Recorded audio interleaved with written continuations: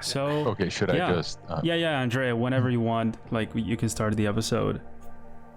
All right, so hello everyone, and welcome to another LightShare episode. It's been a while, but like we never stopped actually developing this thing. Today we have a very nice guest, Alice. She works at Gadgetbot alongside with me and a lot more artists. Right now I think we are at 50 people right there. And well, Adrian and Don are here as well, as usual. And why don't you like introduce yourself for us and talk a little bit about like your story, where you come from, Alice? Oh my god, so technically my background is in industrial design, so the concept art is actually a newer move, but I went to art center, so actually, go way back, I grew up in the Midwest, and you can imagine in Minnesota, in the middle of nowhere, like, it's not really like the art world, I mean, there's some stuff there, but like I was not exposed to it, so I didn't even know that like industrial design or game design was a real job, right? So it's like, that's not a real job, it's an art job, right? So when I was younger, I actually was getting more towards engineering, because I was with aerospace and like technology, and that's kind of a main thing. But then basically that didn't work out. There's like you sit down and do a lot of math, and it's very like long timelines, and like if you're super distractible and such, it's not the right thing. And I'm always drawing in class, right? So it's clear that I have a knack for one certain direction. So I bounced the other direction. Somehow, like I find out that Art Center exists, and there's this program called Transportation Design, and I'm like, oh, that sounds cool. I'm gonna try that, and then get into that way. Yeah, so then struggling through school, because I started pretty bad actually, and it just took me forever to figure out how this worked. But then that the discipline of that the path, I think that really helps me, with the more counterpart side. So I went through that, then went actually to Honda first, as what they call advanced designer. So in car design, you kind of have a split between the studios. They have what they call like production design, which is designers who work on like vehicles that you're going to produce like right now, right? So the next, it's usually about a 4-year cycle for a car to go from the sketch all the way to production. So that's one world where you have to come up with a design that you actually make, and you work with engineering and such. And the other is advanced design, which is kind of blue sky, crazy stuff, like Calty for Toyota. And so Honda had downtown LA a little studio where they had a bunch of I think we were maybe about 6 people, a small team, doing a bunch of like really oddball stuff. Of course, it's all eternal NDA with Automotive, but it was pretty cool. But then some things went down. They wanted to move us to production side. I said no, cars too boring for me. So I went to a place I had internet before. It's called Polaris, and they do what you call UTVs and such, so which is off-road vehicles. They also have motorcycles as well, because they own Indian and used to be Victory as well. So it's basically all the fun stuff that has wheels. That's off-road, and also two-wheelers. So and there I was doing now production design, because that's kind of all I do. So you have only a couple of weeks where you do like a quick concept, right? For to say, okay, we want a new ATV, sportsman, whatever, what you got. And then the designers will do a little competition. It's kind of like everyone's like a sketch off. And then after that, a design gets kind of boiled down, it gets picked, and then that gets pulled through to production. And I've done a few vehicles as well. One's not released yet, and it's all kind of it's more of a huge vehicle. I have a big team working on that one. That should be coming out maybe in a couple of years still. That was a big project. And then there's like a little a kids ATV, which was really fun, because that production was much faster. I want to say it was only a couple of years.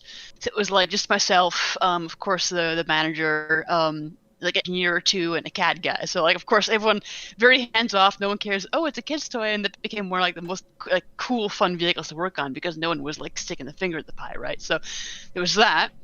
But after a while, I kind of got bored of the whole like corporate mess. You have to kind of slog through to get anything done, and the environment is a lot more. It's different. So, if you're doing like concept art, you're always coming up with ideas, right? You're always coming up with new stuff and communicating it and then moving on, right? It's more about like just always coming up with some crazy fresh stuff. And then if you're doing production design, you have to like you're sitting there, you're pulling teeth. So the fun part early on, you do up the concepts, and then you do what they call actually they do clay models still. So you have they cut our time in half. We only have 3 months to do clay, where you get the vehicle in a full scale. They'll do the chassis. They're usually still engineering the chassis at the same time. So engineering keeps changing stuff on us, and that's kind of what's crazy. Full scale in clay? But you make a full, in clay. So you have an interior and exterior. And usually in automotive is separate. So you have an interior buck, so you have a big metal frame and such. That's the dimensions of this vehicle, and this, okay, you want the seating layout and the seat position and angle and height and blah blah blah. And that usually gets made in its own, and then the interior, then the exterior is its own as well. Although we try to do both at once, which is kind of a little bit messy. But a UTV kind of is an inside-out thing at the same time, because it's not really like a car that has doors and such, and it locks you. Like it's the interior space flows into the outside a lot. So like a bike and such too, it's both in a way.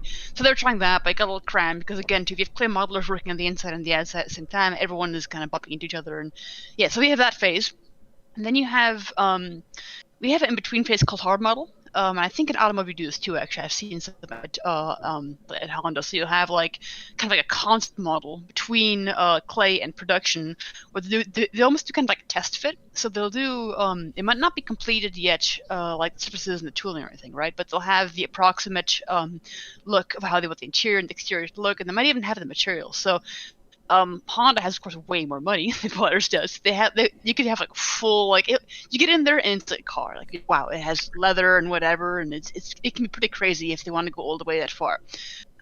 With the Polaris guys, they will do a fast prototype, so it'll be more. They'll have plastics, so you have like first approximate tooling shots maybe, and it will not be running usually. Unless they have a test model, but that's usually a separate thing. They'll do test vehicles out on the range as its own thing in parallel.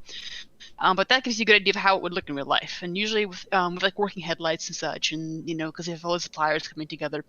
And then from that point on, you do production, and that's where you're sitting with engineers and they're fiddling stuff. And oh no, the chassis here breaks to the body side, and you're like, you could have said this 6 months ago because that back then they cleared and so you were constantly dealing with the stuff, and then all of a sudden, oh, you have no money for this. Now you got to cut this out. Oh, could you share this part? I'm like, no, you share this part here. It would look like crap. So you are doing everyday stuff like this, like just constantly, and it's like no. They'll send you a screenshot of their 3D. You're like, no. What are you doing here? You go and like draw over it. Like, okay, no, please, this bracket, like do it this way, so you don't see this here. And like, it's so much of like nitpicking and important because of course that's how you make it out the door in a way that it's presentable. But like, it's a different kind of personality than someone who's always coming up with like crazy stuff and just moving on. So it's much more, yeah. If you want to carry through a project, beginning to end, production design is great for that, but it's again like it's a lot more like politics and dealing with people, and that was for me like way out of my depth. So it's good to have done that so I know what it's like, but then I also realized that's not me, right? So then from there, COVID actually hit, and before that I kind of rage quit. I was like, I'm out of here, I gotta change direction to go back the other way, and then took the time to take some classes to also brush up on certain skills that aren't concept art, that are not used so much in ID. And ID also is kind of behind too in tech. So like using 3D models to fast prototype stuff and get it printed out. You'd think to be doing this, right? But they actually really were like slow to adopt that. So one of my friends over there was bringing in like what they call polygon modeling, which is what you all are probably used to, which is it's Blender and such. It's all meshes and such. And normally you don't use that in ID because it's not like a good surfaces, right? But it's good for fast concepts. So his idea was, hey, we should be using polygon modeling because it's so much faster to make these models to just mill and clay real quick, because it just gets the idea across, and then engineering might have like a test thing they can work with, right? So, but it's an old industry and it's just constantly like forget about it, right? So he's still over there pushing that and trying to get it to work, which is cool. That I think he's getting all that to change, but it's like you're always like trying to pull along. Meanwhile, over here in game design, they're coming with like Unreal Engine like 5 and such. You're like, oh my god, like they are moving. So it's almost like you're chasing after them and like trying to like stay up to par with the tech. So I was like, okay, I want to be on that train. I want to be on the fast train, right? So did some classes, try to get better at painting and such, because I was hosting my own like personal work on the side. But there are certain skills again that are not as one-to-one, right? And then the biggest thing for me was to get good at like Blender and 3D, like good enough to sketch model and support the 2D stuff. And then so kind of crammed it in that year. And then from that time I was looking for different companies. And the big thing was I knew I didn't want to work at a big company again, because the problem is not so much the industry, it is the structure of a company. It's like these big corporations, they all work the same way no matter where you work. And for me, I'm like, I want to avoid that because if I go back to like a big company and try to get in that way, I'll have the same problem in 3 years. So I was like, okay, there's that, and then if you go to like Riot or whatever the heck, you're gonna be stuck in their IP. So I was specifically looking for a smaller studio, the consultancy model, where you do more of the upfront concepts, but then you have to go and pull teeth and drag this thing through the end, right? So that way you can actually get a lot more mileage by working on lots of different projects. And then of course avoid the BS. So I was looking around like, okay, who does this? And then so there was a lot of like research involved because I was coming in as an outsider because I'm not as networked as everyone else is with not having gone to the same schooling and such as the other artists. So even though I went to art center as some of the others have, it was different tracks. So like the ID guys like never really talked to the entertainment guys. So to me, it's still two different worlds, right? So then eventually I came across Gadgetbot, and I kept coming across them like they seem like they're doing that kind of thing. And then I found out that the leaders there, that the owners, that they went to art center, I'm like industrial design background. Okay, they're interested in this. Maybe there's a crossover potential here, and then lucked out, through some insider stuff too. Like I know a guy called Lauren Wood who runs the Nothing But Mech series. I'd be kind of part of his like little blog for a few years too, and that's kind of how I knew him. And he knows people, so I was asking him like, any places that kind of like what I'm looking for? And then he brought some names up, and I brought the Gadget up, and a few others, and they're like, yeah, I know them. And I'm like, of course you know them. Can I talk to them? And then so that was kind of the initial link, and then yeah, interned there. Turns out that worked well, and now I'm working there, and I'm like, this is cool. So. That's it. That's the story, I guess.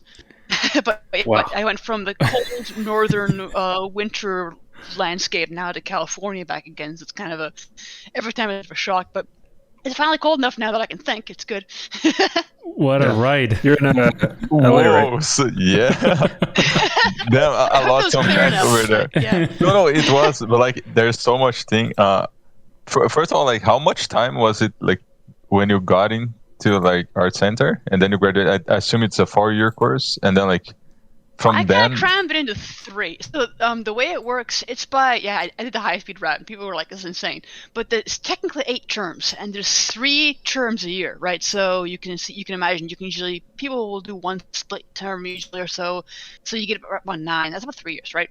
And then you have internships that you shove in between that. So after schooling, I did 9 terms, but then there's about a year of like interning and such as well. So I want to say like it was after 5th term that I went to Polaris, and then did the Honda as well. So yeah, so it became 4. If you count the internships as part of the schooling, which in a way it is, because if you get thrown into a real studio, you see how it's actually like how things are actually done, because the priorities are different. So like for one thing that was quite the big difference was in school you taught all the tools and skills and sketching, and like I make these nice sketches and make a lot of them, and it's all kind of high concept and whatever.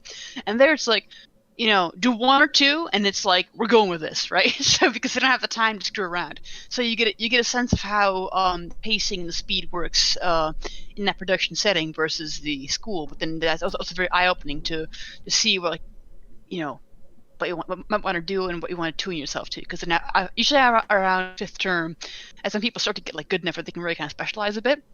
Although I was always kind of doing other stuff. Like, it's so funny. Technically, the major's called transportation design, right? But it's really should be called car design, because it's almost all cars. And I'm here like, but I want to do everything else, because you look out there. There's like trains and there's aircraft and there's boats, and I'm like, all that stuff is really cool to me. So I was here trying to every excuse I got. I was doing a non-car, so I don't sketch cars the same way as they do, because I'm always here like. If I get handed a pencil, I'm drawing a dragon or a motorcycle or like a tank or something, right? So, but that was actually a positive, because I wanted to go into the power sports field, which is again like ATVs, opera. It's a different animal than doing a car design. So so it's one of those things where you have to kind of be confident in just not doing the things the way they tell you to do. But so that was actually fun. So yeah, long answer to that question is about 4 years of actual schooling, and then 3 years of doing the production design stuff. Awesome. What a journey. It was like a lot. Yeah. I mean, you went through a lot of things, and it seems like you were not afraid to like change your route, just like to find something that better suits you as well. You know? Like it's something that I don't know. I mean, was this transition like to you kind of like talked about it, how you didn't like some stuff in the production design kind of side of things, but in terms of like those skills, right? Learning polygon modeling or becoming good enough. And when we first saw your work, like I think that what seemed like you did well, better than like other things. You know, like the 3D modeling seemed like better than the most concept artists out there. And so like in a year, you learned like you had your industrial design skills, and then you became better than most concept artists in 3D. And I'm kind of trying to wrap my head around like the idea of okay, I'm going to go towards that field with the knowledge that I have, and there's this gap. And how did you approach like the learning process of the things that were missing? So I guess some of the things that really carry over is that as an industrial designer, you are very attuned to how shapes and forms work, right? And that's in a way. I mean, we always worked with 3D, which is not the same kind of way. But like to know like what the shapes are doing means you can render them, and it's much easier to pick up the skill. So learning the other software was more about learning the interface and the way polygons work versus NURBS, so just curves in space, and then like translating that over. So I think in a way it's not going from scratch. The gap I took to like retool is only more to like get some of the painting stuff and all that is not really done, but the rest kind of is, because while you don't have to worry about like tooling and like injection molding and shooting with plastics and whatever when it comes to like game design or so, you still have to make things like look believable. So like the scale of things, proportions. If you do like a gun design, like the size of like the bolts and things holding it together, like part lines, all that it's like intuitive knowledge you will pick up on the ID side as well. And I feel like people who are coming from the game side who are good at that as well, like they have a sense for that, for like part breaks and for scale and for what looks right for a product design, even if they're not making a product reality. So I think there was a lot of carryover in that sense.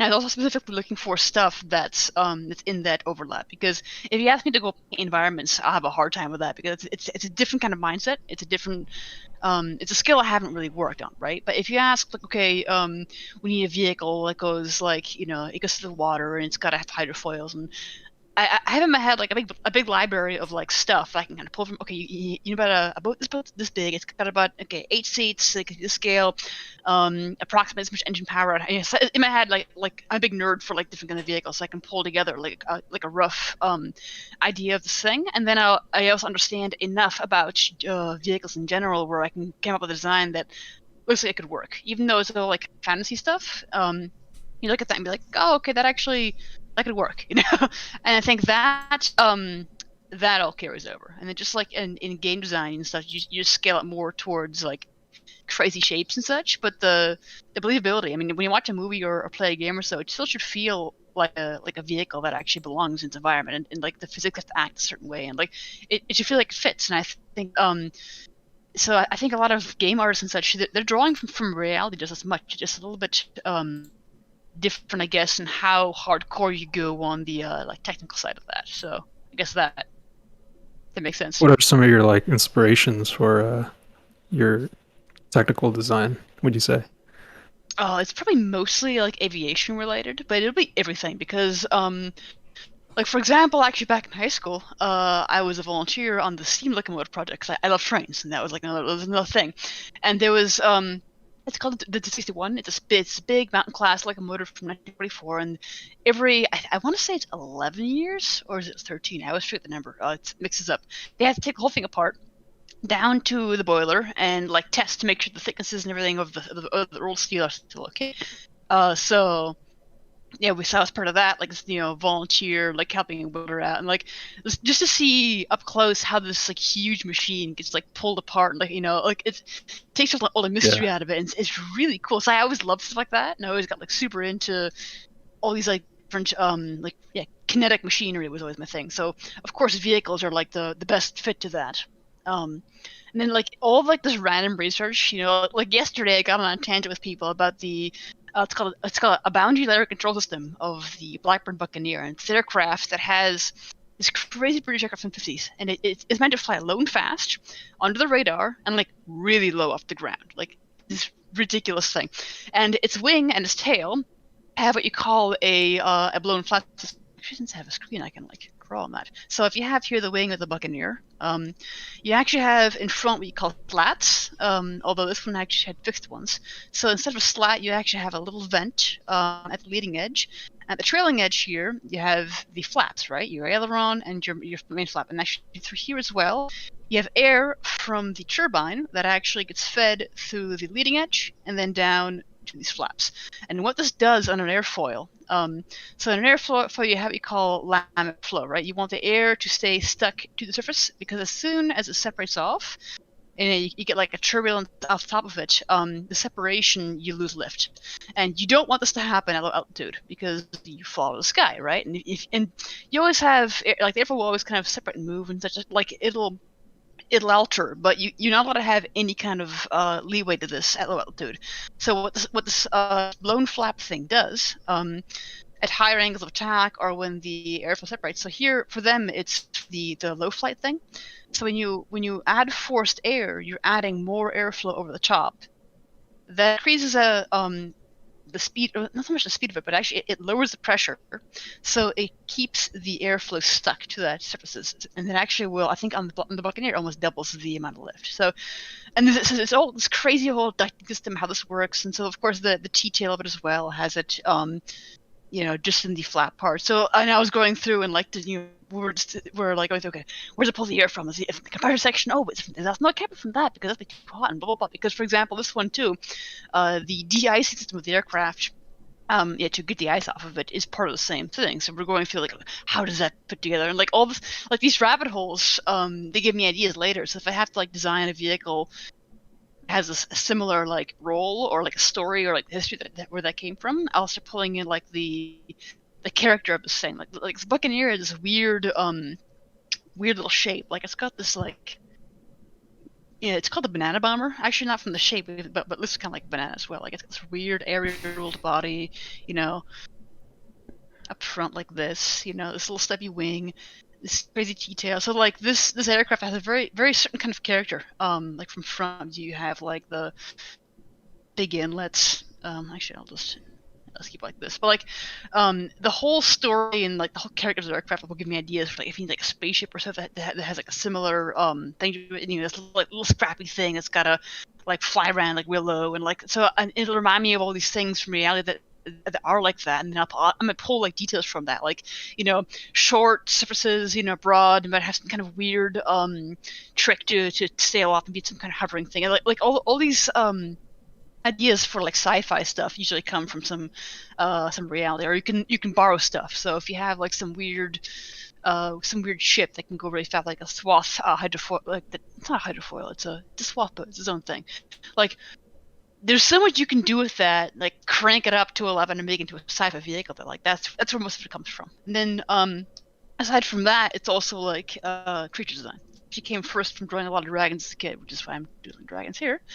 I love anatomy, monsters, just cool stuff in nature, and that also will influence a lot as well. So you mash it together, and that kind of is where the style comes from, this kind of like biotech thing. So yeah, inspiration mostly comes from reality. Awesome. It's like Horizon Zero. Yeah. Everyone says it now ever since it came out, but like a little bit, yeah. Well, those are more like mechanized animals, like directly, but yeah, I can see it. Yeah, I was just looking at a dog that you made, right? This robo dog. Oh, it's a little sperm dog, yeah. Yeah. So is it okay if we share your Instagram? Yeah, go for it. Yeah. So I'm pretty sure most of our audience would be super interested and curious about your work. So if you guys want to find more, she's on Instagram as MechMonster, and the Instagram is not as updated, but I can see if you see my screen. I was just as you were telling us the whole story and stuff, I was just scrolling through your work, and man, it's insane. Like I love it so much. It's so varied in a way, digital, 3D, painting. You have some traditional stuff made with inks apparently, and then I saw that's usually the Inktober's thing. Yeah. Oh, I see. So yeah, then that robo dog caught my eye because it's like you have to think of so many ways of those parts, to be interacting with each other and to be integrated. And It's funny it just, 'cause that I haven't was more said of a cheater. Let's see here. I'll show. I have it here if it will. You see on my screen here. I just pulled it up quick, paste it in there.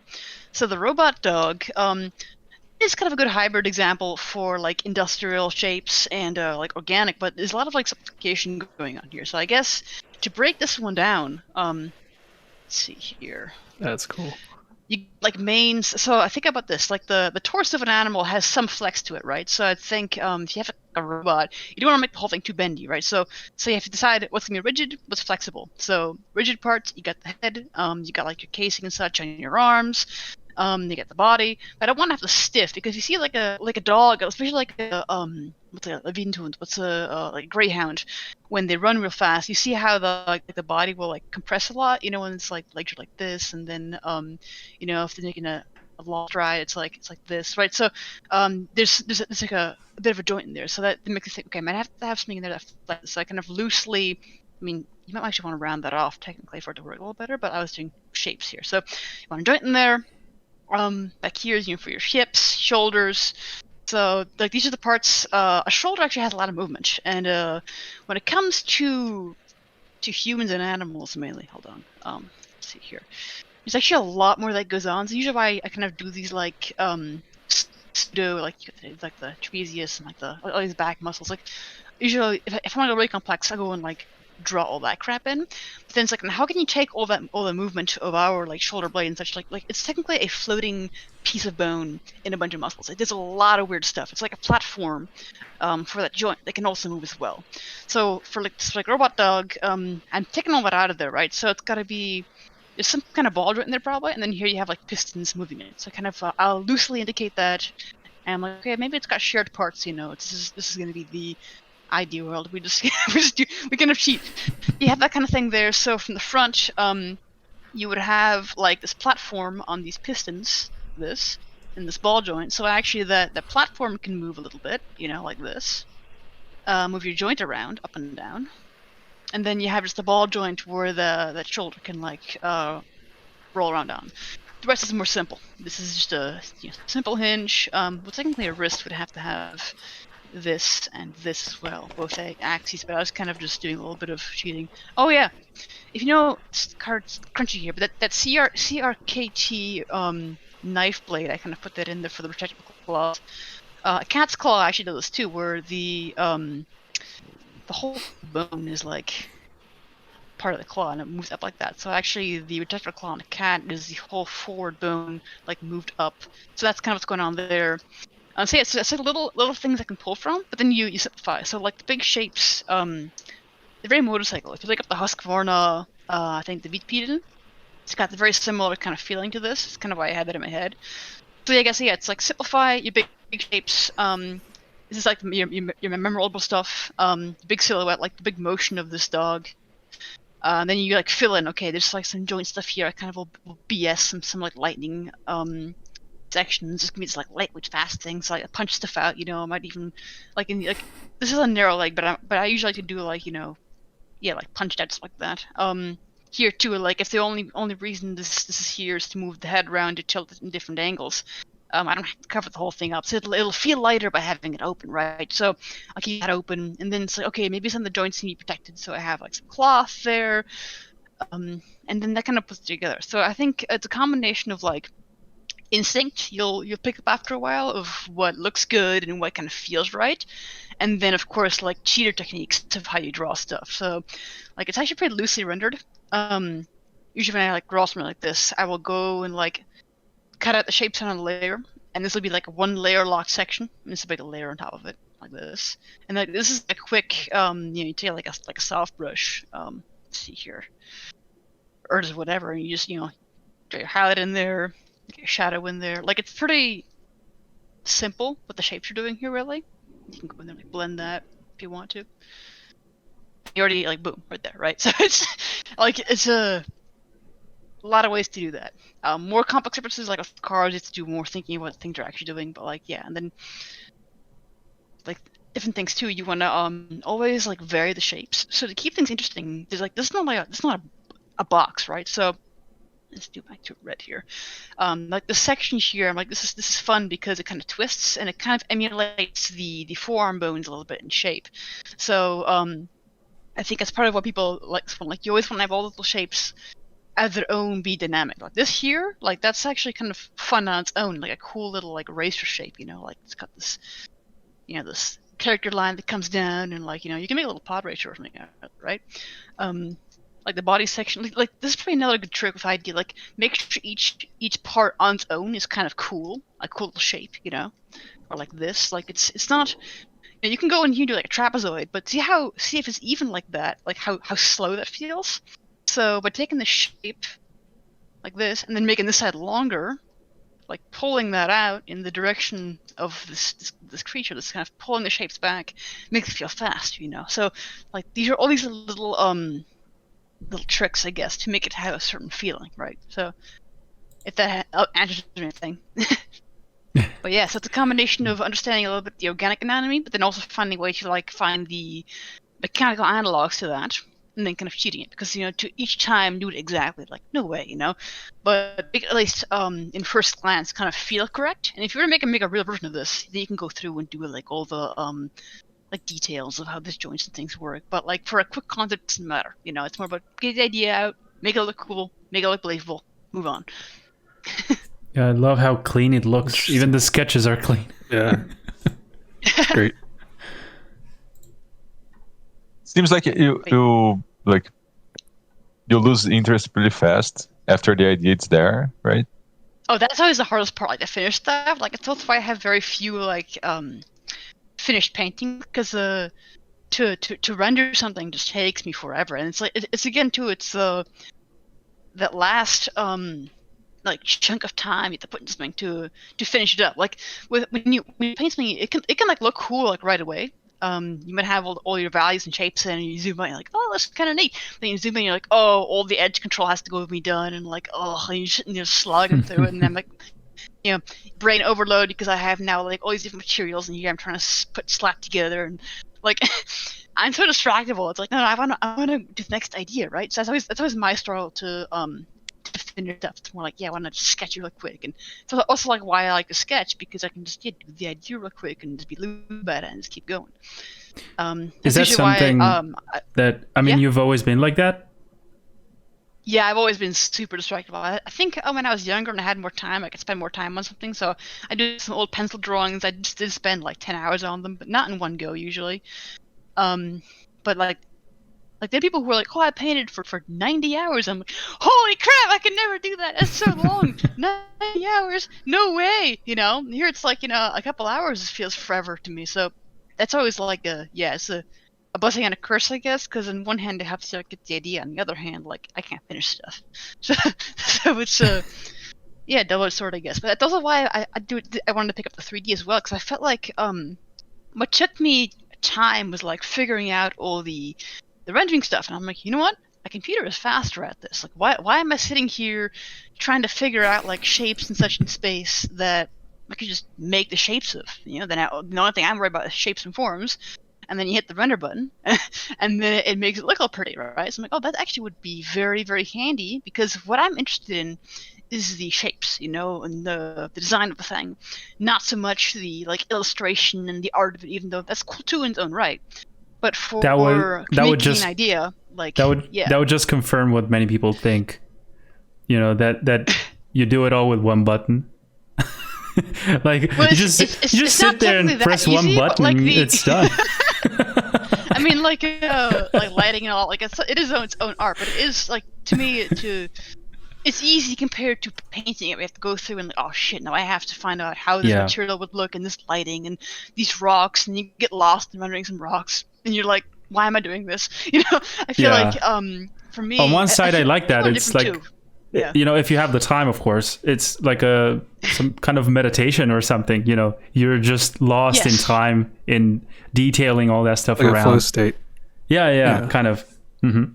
But I was asking you because I can relate to that, to not being that patient anymore, to kind of stick to one particular piece for hours and hours and hours, And I asked you if that was always that way because I noticed how when I was younger, when I was like a kid, I would spend countless hours on one single drawing, no problem. But now it's kind of it's different. It's like I want to dive into this other idea now. And I have a hard time kind of sticking to a particular one for I wonder hours if and some hours. of that too is because the like modern world where like you got to post stuff to Instagram constantly, you got to finish Probably. stuff. Yeah. Like because when I was younger, I didn't care. I wasn't even like serious about art. Like I would just drawing goofy stuff all the time. Like, and for me it was because it was just fun.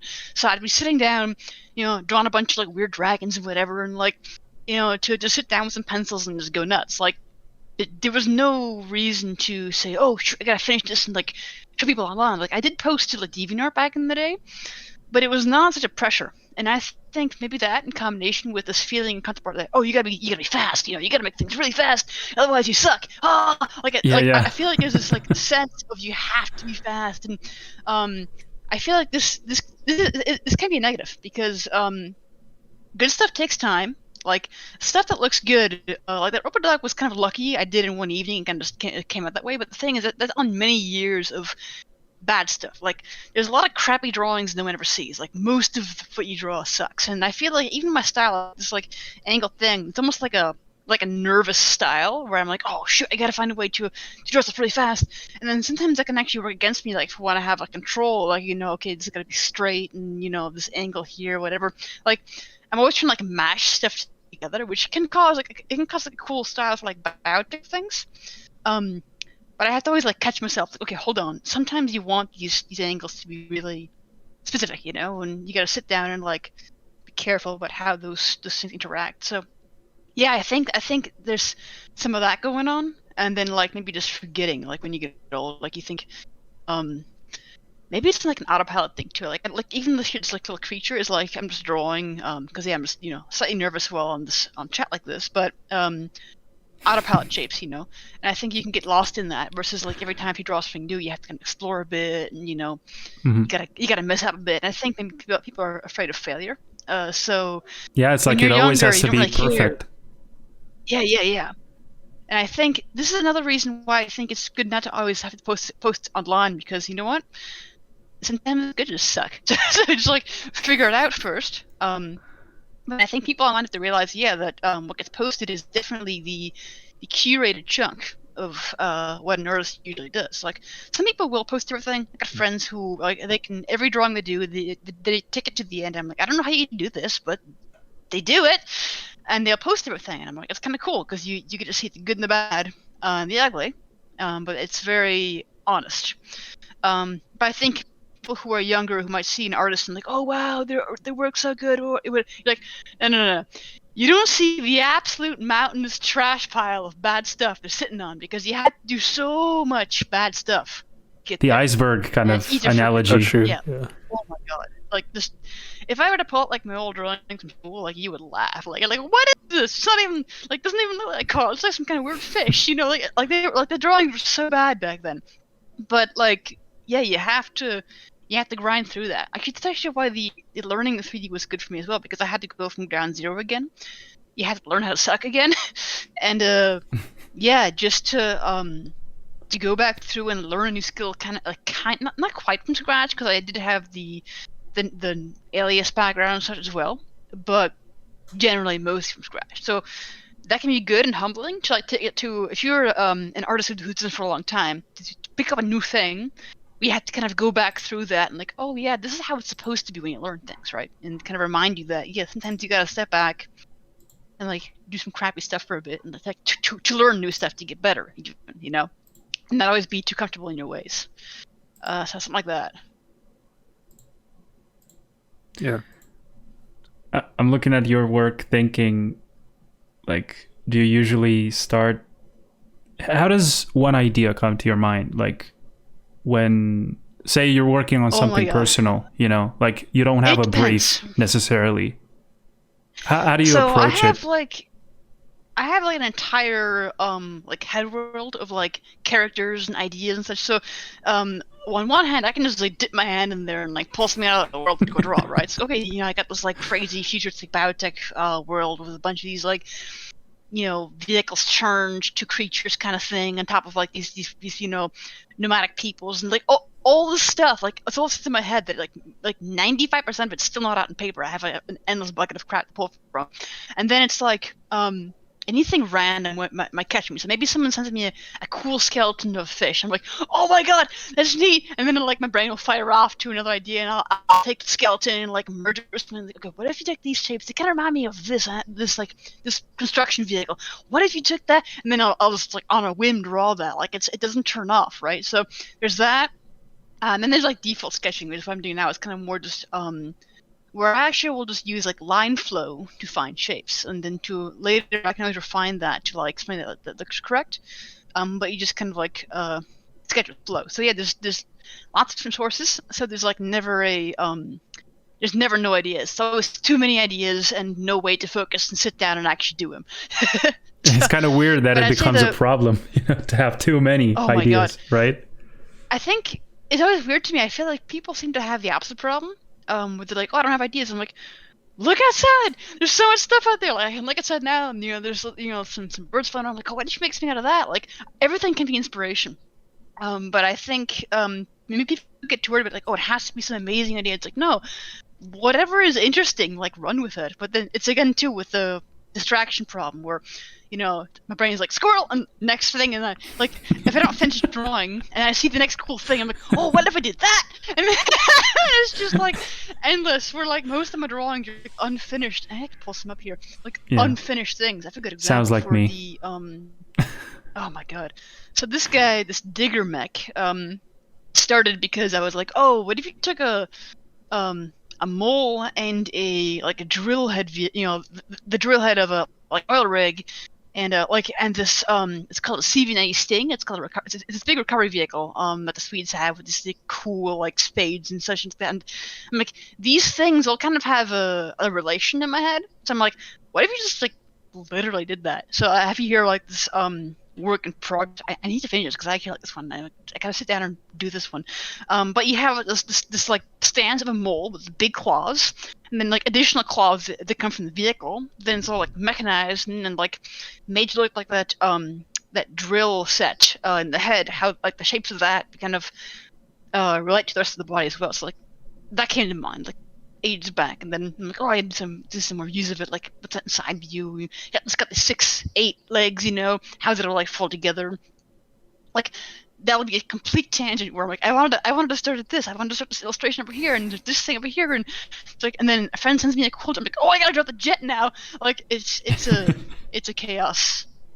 But yeah, that's how it works. Have you ever tried to do like many at once, like on the same screen? Like I remember Feng Zhu doing that on some videos. Where usually like even here like, oh, I found a file like that. Like 12 thumbnails at the same time and stuff like that.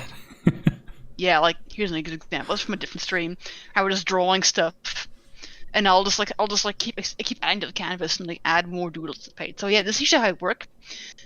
Also even back with idea Polaris, like when I would do like vehicle concepts, I do them all on one page because then I would have oversight of what I've done already, or like if I get tired of one, we'll move to the next. So usually, even for work, do everything in one spread because I like to have it all in my view. I feel like too, maybe it's a DD thing, maybe something else, but like if it's out of my view, it doesn't exist. Like I'll forget that it exists or so. So I have to put it all in one thing, and like yeah, just do everything at once. And then maybe that comes too from call this assembly line style back at school, where you had like no time to get anything done. So you're like, oh shoot, I gotta do 40 pages of stuff tomorrow, So you sit and you stopwatch. Okay, I gotta do all these sketches for these cars. Got a presentation in like tomorrow in the morning. How much time do we got? You kind of divide up. Okay, we got like this many pages, this much time for each page. And then you go. And then I would do all the sketches first, like all the groundwork. Then do all the inks, and then I go do all the finishing. So you grind the chalk and do the pastel fades and everything, and then the gouache and what. So I would do it all at once in layers. So no matter what happened, I'd have something for each piece because at that point, the the quantity mattered, not so much the quality, because you just get mileage, and like you just wanted to have the job done and on the wall, because otherwise you get screamed at. Right? So it was like, I think that kind of maybe stuck with me as well, perhaps. But maybe it's that in combination, just always being a little distracted and like having too many ideas at once and just wanting to just, draw it all at the same time and then not finish it. But yeah, something like that, maybe. Yeah, that's interesting. I guess, drawings are done when you say it's done. It doesn't matter if it's That's like a minute, too. 60 minutes, 3 hours, Yeah. I remember a teacher back in school saying this, something like, there's drawings that last 2 minutes, drawings that last 1 hour, drawings that last 1 day, they're all valid, but they're like something of their own. So yeah. Yep. I guess it depends on how much time you have, That, and then like just setting limits. And sometimes too, if I can't finish something, or if I get like stuck on, okay, I don't know how to render this, or it won't come out right, I'll just sit on it for a while. I might open up back later. I'm like, oh, that is kind of cool. I think I know how to finish this now, and then you finish it that way. So there are a few pieces where I've done that too, or sometimes too, even just the rough sketch is fine. So like I'll do a bunch of like robot doodles, and I'm like, oh, I don't like these. I don't know how to finish this. You walk away, you come back. You know what? They're kind of cool in like a half-finished state. Let's post that and do the next thing, to get it out of your hair, right? So, yeah, it's kind of it's strange that how all works. And it's strange how when you don't come up with like let's say a schedule, or when you start working on something with no defined like a time limit, you kind of relax too much and it ends up taking longer than it should, Yep. Whereas if you start with some time in mind, like I'm going to do this for 1 hour, so I have 1 hour to do this, to make this idea happen, or it's like, kind of comes or actually out. back to the social media thing, like you say, oh, I've got to post this tonight. It's like, well, then now you have so many hours finishing the time, then you will shortcut in ways that usually will help you, because I think that's probably the other thing too, as an artist, having to work on a schedule does give you a good sense of like what you can get away with as a finished set. Like you don't have to render everything out perfectly, because it doesn't matter.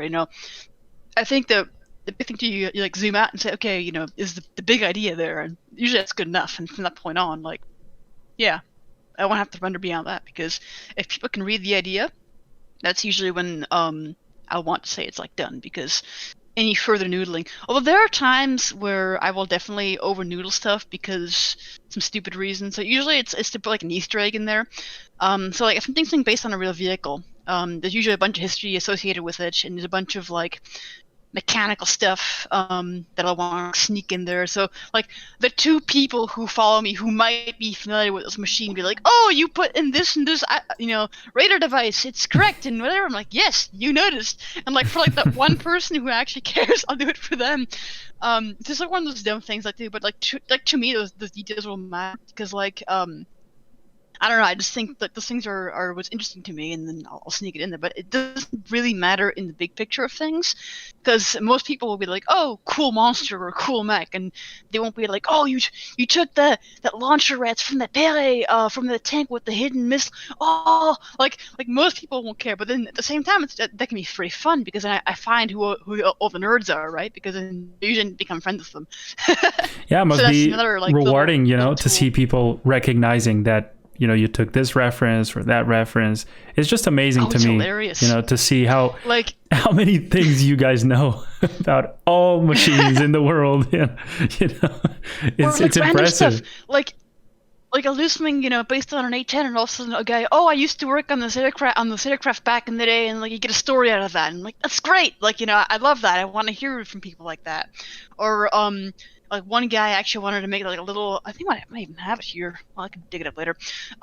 He owns the only operable MiG-23, the Russian jet, in the U.S. And somehow it came across my work, and I'm like, I don't know how that happened, but he has now like a little patch of like my pterodactyl jet, of his aircraft type. That's awesome. Cool. And I have that contact now where like if he wants painting, just so I'm like, yeah, I'll do them for you. So I recently did this little like, I can show you. This is actually really fun. Some more technical stuff, but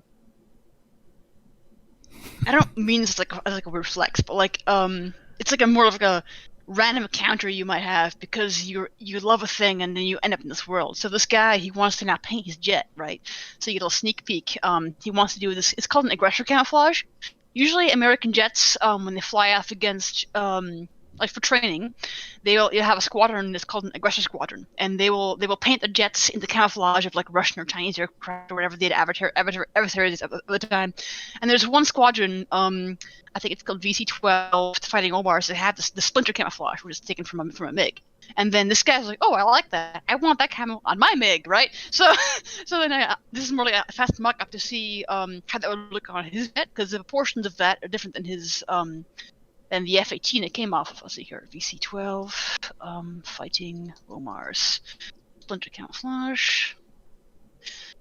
Let's see here. If I can get it real quick.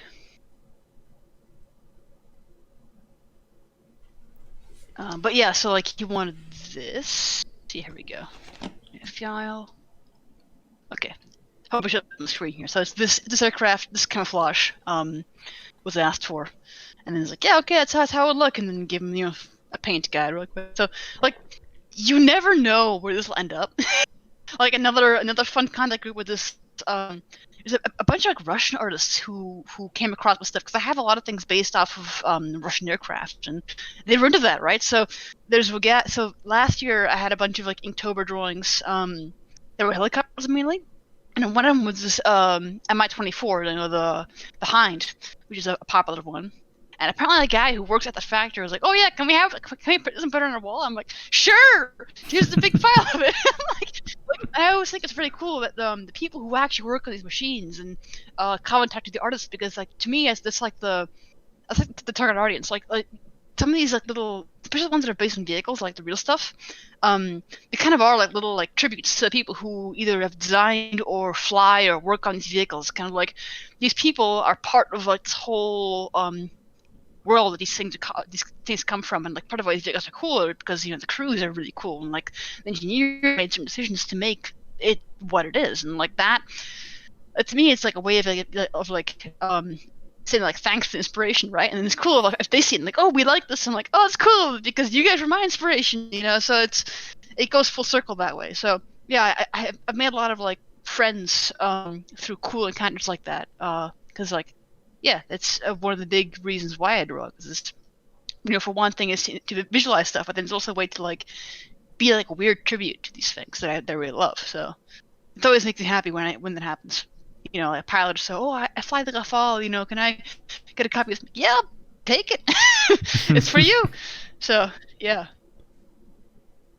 Yeah, must be not. I mean, it must not be easy to, find this point where, the design is like visually appealing, but also functional, which, yes. I've heard you say a lot about engineers and stuff. They must be the guys who make it work somehow, right? Yep. But I'm pretty sure you must also be involved in the that phase where you have to be, actually. you have to mind the function role. of the thing, right? Let me pull up a swath book. That's actually a good example of this. But ArtStation real quick. Which is what amazes me, because you seem to kind of understand, the organic world, then mix it up with the hard surface world, and then also understand a little bit of the science behind it. It's just it's everything. Impressive. But it's all very fun. But like, it's again to even as an industrial designer, like when you do cool designs, you have to understand enough of how it's made and how it works to be able to like come up with this stuff, right? So it's actually one of those things that doesn't seem to be as talked about, but when you do like a production vehicle, you should do a lot of problem solving as the designer. So like I've done like some, well, I can't say in detail what I've actually done in those areas because they're not produced yet. But there are like mechanical devices that I've actually had a hand in, because that's part of design and it'll affect the visuals. And I feel like a lot of things that are visual that make a thing cool come from a unique function. So like the reason why like Jeeps and such are cool is because they are inherently these boxy modular things, right? And like the function of that became an aesthetic that we now can like use to make cool game vehicles out of, but like that come from somewhere. And usually it's like a function thing that comes from. So it's kind of like you have to like identify these these functions, these things that like create the character of the vehicle, and then you can like take those elements and like expand on that. But to understand that, I feel like almost frees you to come up with better stuff. It's almost kind of counterintuitive because my old boss, you might get careful how much crap I talk, but there was like an idea of, okay, if you know too much about how a thing works, that will limit you. I'm like, no, it's the opposite. The more I understand about something, the more I know what will look weird if I do to it. So like aircraft, if you draw some fictional aircraft and like the weight and balance just looks wrong, you look at that, I'm like, that can't be a fighter because the wing area is too much or too long the wing or whatever, because there's certain like general constraints that will make something look like what it is. It's kind of like an animal. And you have predators, these like stealthy cats and such. You have sharks and such.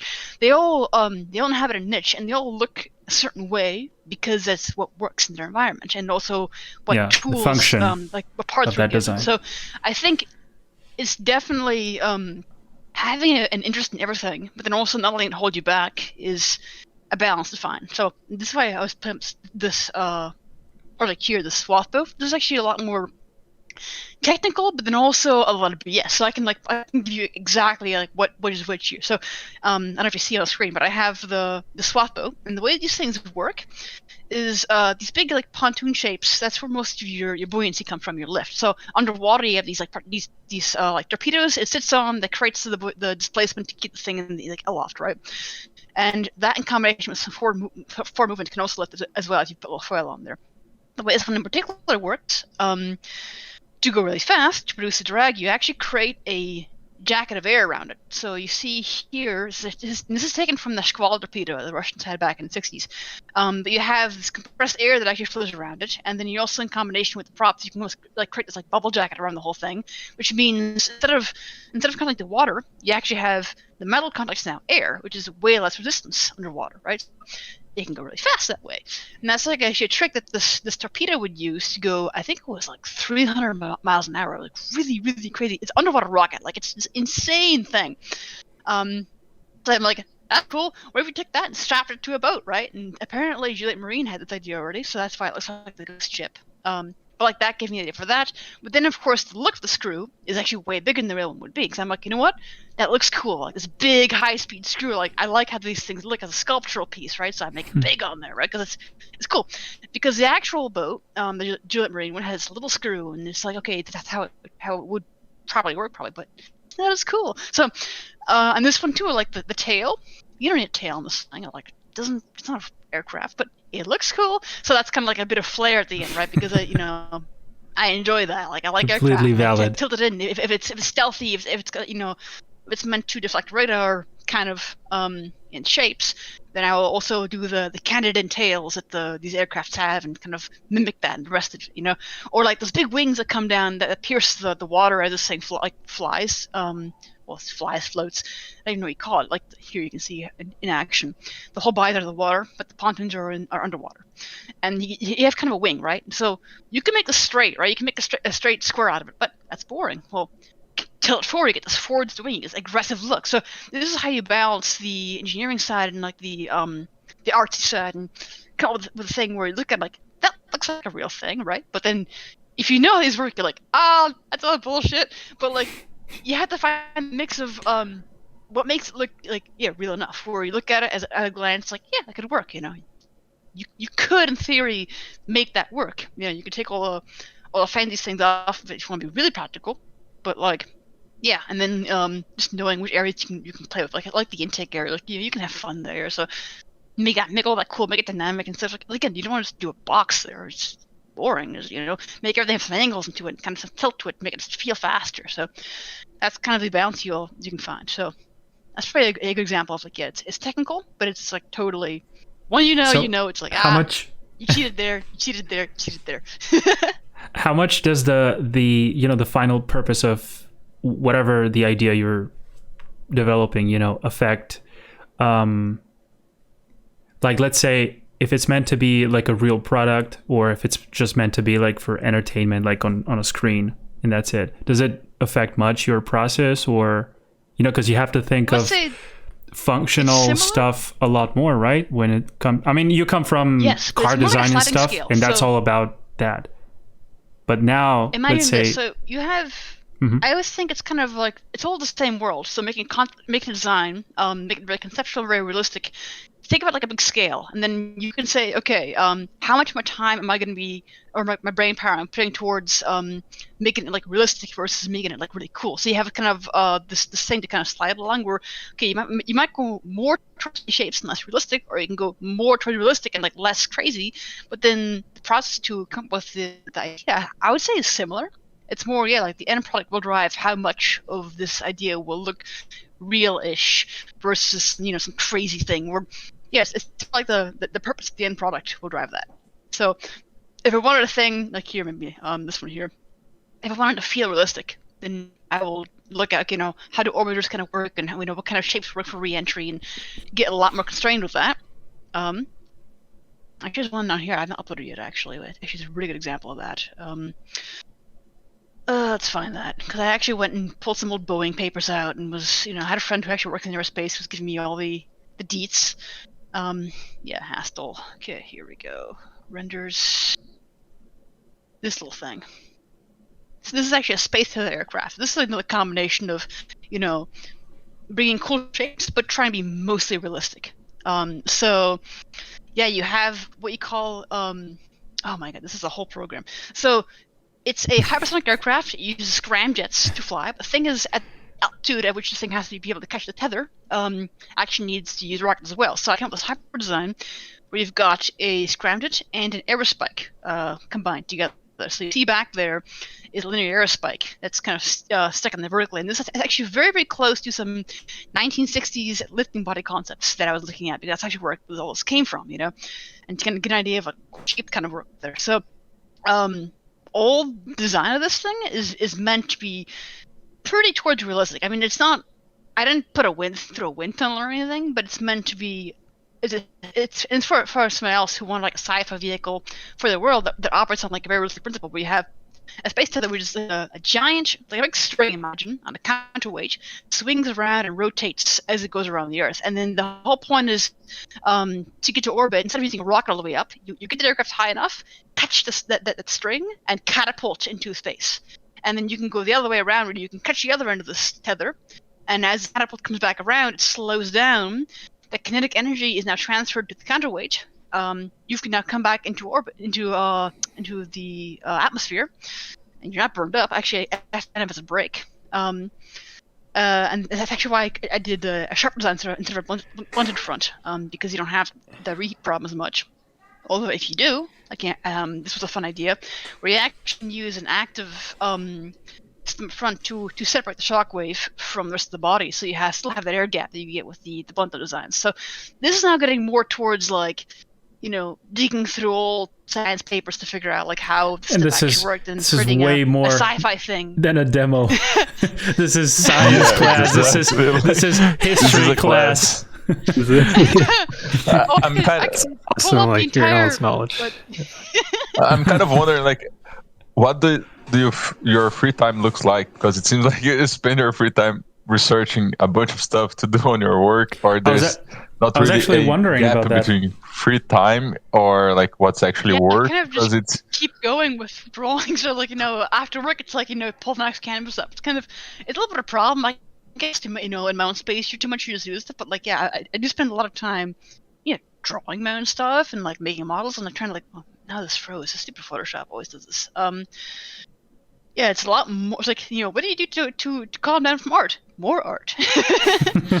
And so sometimes games with friends mainly, but go out and I love going on hikes, and taking the motorcycle out. That's for me very fun. I mean, you must look a lot at nature, right? Around, but yes, I live here, in California. And it is the LA area, but I live far enough where I look at the window, I see trees. It's great, So for me, I have a connection to nature in that sense. I want to be outside. I like being in the mountains and the hills. Other thing that kind of missed back in Minnesota as well, it's all flatland. It's gorgeous nature out there as well as forests. I love the forests, but I love the mountains especially. And I always like to say that because I'm originally from I'm Swiss originally, so we have the Alps and such, right? And that's kind of in our blood, that mountain terrain. So I think all of us in my beautiful family, landscapes over there. So yeah. So that's like kind of ingrained. clouds are literally course, like in the mountains. They're yes, floating through them. Actually, here too, you get high enough, the fog rolls in like underneath. Yeah. I have some old photos where like I'm walking up this one peak and there's clouds below me. There's an aircraft flying below me. I'm like, yeah, I'm not even that high up. Magical. It's super cool. So yeah, because it was super cool. Because when you hike up through that, you're hiking up through fog. It's kind of like some Lord of the Rings kind of thing, right? Like it's all like you get these like half burned trees, kind of sticking through the fog, and the rest is all it's all like. Yeah. Like blanked out, and then you pop up through it. Total fantasy landscape. Clouds, you can't really see how high you actually are. So you can really imagine you're way up in the clouds, right? So I love that kind of thing, and that, of course, is like inspiration as well for like cool worlds and settings and such. So definitely a lot of that. So that combination with like tech stuff. So like when I go on trips, usually it's really nerdy trips. If I ever do, go overseas, it'll usually be now, for example, like I was in the UK years back, with my dad, for example, zooming around, and he's as much of a nerd as I am. So we're going through here, everything from Roman ruins to like the Hadrian's Wall, all the way through me, dragging them out to like steam locomotive stuff and tank museums and aircraft museums and old sea forts and blah blah blah blah blah. So it's like all that history, technology, like all of the stuff like flows together into like one giant pool of ideas that you can like dip your hand into any time and pull things up.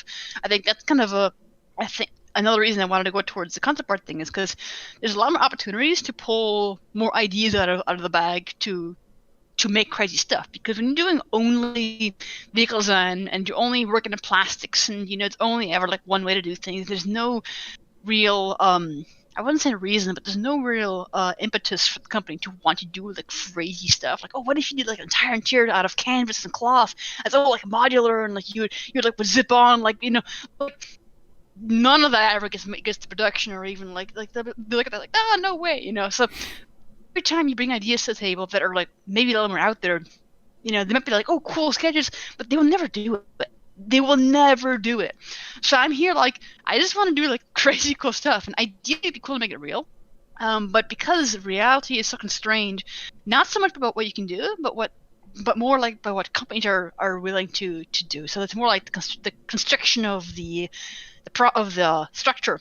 That kind of got me tired. I'm like, no, actually look over in game and such, doing a lot more crazy stuff. And I think there's a lot that happens in that world that inspires the other side too. Like I know there are definitely engineers who, I mean, you have literally a program in the military called the Star Wars program. Like there's definitely crossover between sci-fi and what gets like what ideas might come up, in DARPA or whatever the heck. Because it's this cross-pollination. So I always think there is opportunity to learn the skills and always hop back and forth because there's crossover. Like a favorite example is in Interstellar. If you remember the simulation of the black hole, that like really cool, with that warping, and that was done. That was awesome that they worked with, with scientists and Yes. stuff to make it as accurate as possible. And it turned out that up to that point, that had become now the most accurate simulation of how a black hole would actually look in reality. And that's like a great example of how art now actually has pushed the science, and also pushed the visualization of science in a way that more people can understand and appreciate just how cool the world is out there, like the whole universe. So I think like that kind of stuff is to me my favorite, where the art and science kind of comes together. Because to me, these two worlds are a lot more connected than people like to think. And I think a lot of the ideas that we come up with as artists and things we observe and such, like, to me, another tangent, I guess, is style to me is never cool thing. I think style is a lot born out of how we process stuff, and especially the way humans in general like make art is kind of linked to how we see the world. We have this bizarre like, we don't have like a radar in the head that says, okay, here are the exact volumes in space out. Like it's a very subjective way of seeing the world. Like we have two eyes, light comes in, it's filtered in, and then it goes through a bunch of algorithms. And we have a lot of weird ways we patch together our vision and so to process all that information.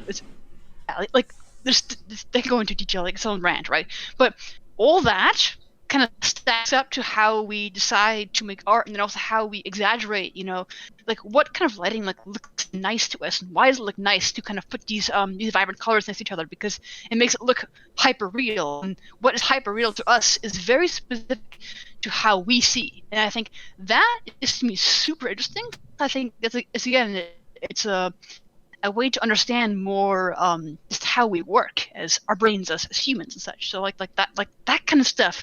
So that actually got me more interested in like painting and understanding styles again. So now that I go through and like the classical painting, I'm like, oh, I see why like these choices are made. Like even the fact that we as humans like to blur stuff out, imagine this. Imagine you're talking to like a robot machine, like a robot being that wants to understand like how our art works, and they look at a painting, and then like imagine how they would ask questions like, they see why you have this human painting here, why is it so loose, like why did you not do the exact sharp balance of these clothes? And it's like, no, because these clothes moves and fold, and it's not a stiff thing, so to us, to make it feel a little more like that, you paint them kind of loose like that, and to us it looks great because it's not, first off, the image doesn't have to communicate all the details. It's not a design drawing, right? It's more of an interpretive, like a portrait of someone. So it's a secondary detail.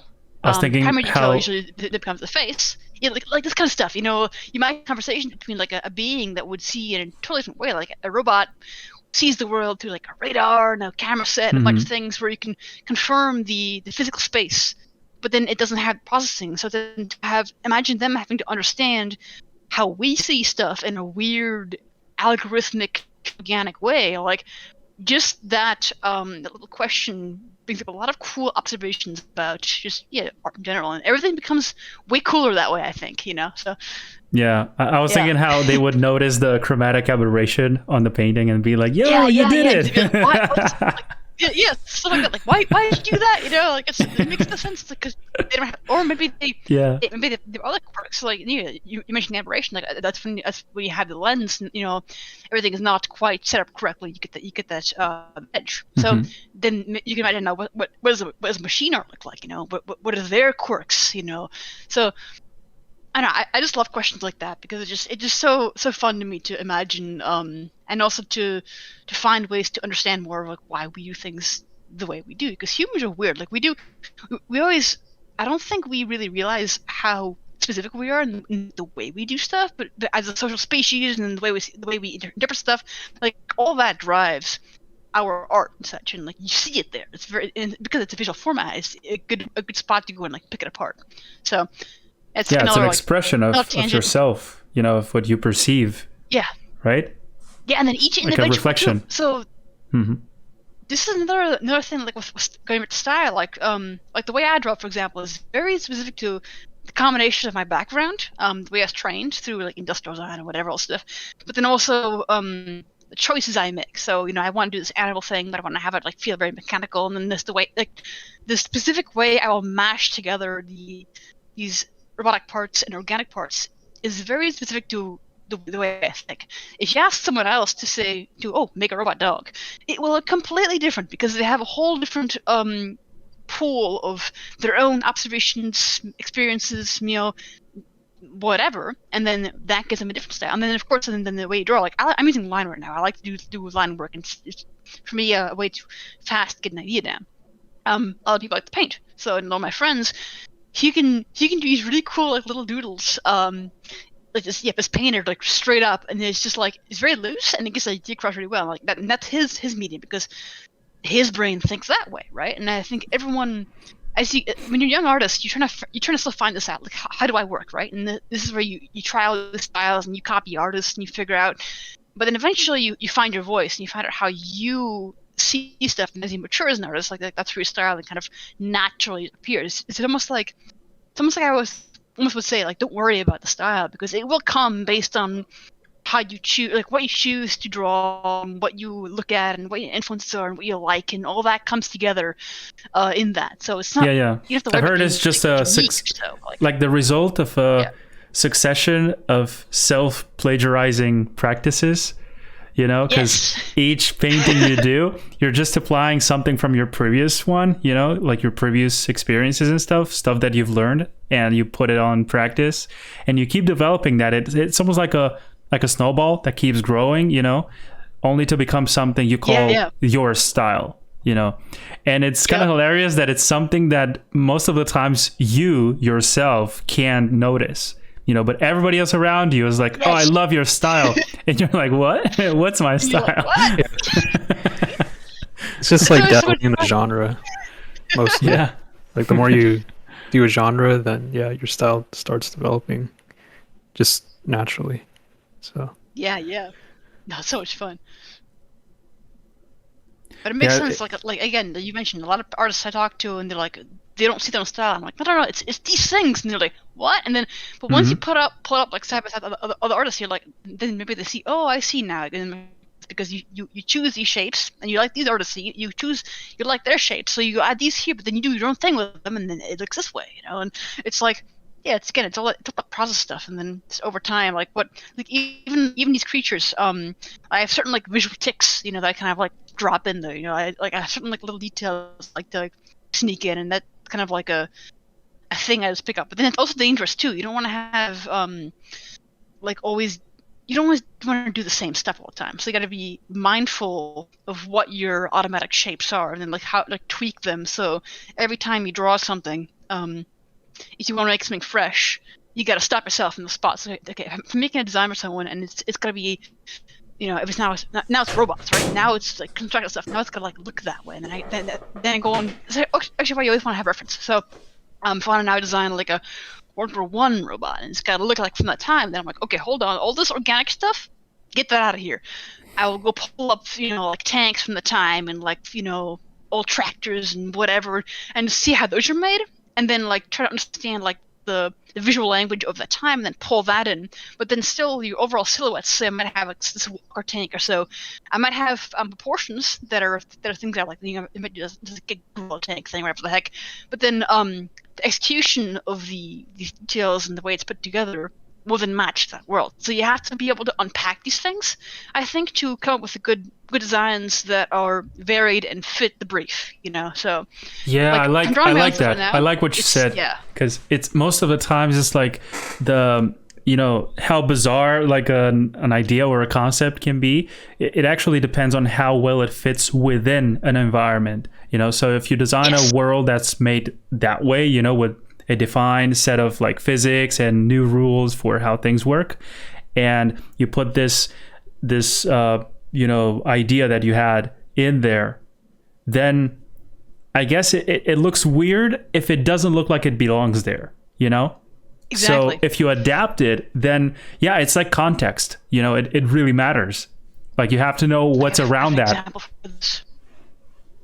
All right, so you know, I always stutter when I say this word, but the show called Yukikaze, Yukikaze, and it has these like really crazy aircraft designs. If you can find a high res picture of this thing, and it's again too, it's like the point of these aircraft are meant to like look real but not. I always feel like, and it's again like I think the designs they pick in this world where it's like it's inspired by fighter jets, but it's more about like what is the spirit of a fighter jet, like, you know, like this one here is kind of like the main ones in the story. It has like the flanker aircraft, it's like the big arched neck and the forward wings and everything, like these aggressive shapes, but then it's like all played up, like it's got more stuff going on than a real jet would, and it's in that world. All the designs kind of reflect this. Like the point is not to make a real jet. It's more like it's just telling a story about AI and about fighter and about the, you know, this pilot's like journey and such. And it's more about the, I guess, like the feeling, the spirit of it. And then all the designs kind of reflect that kind of almost fantastical look. Like the carrier in that one is a really good example. Actually, it's really crazy out there. Oh, this is cool too. This AWACS looking thing.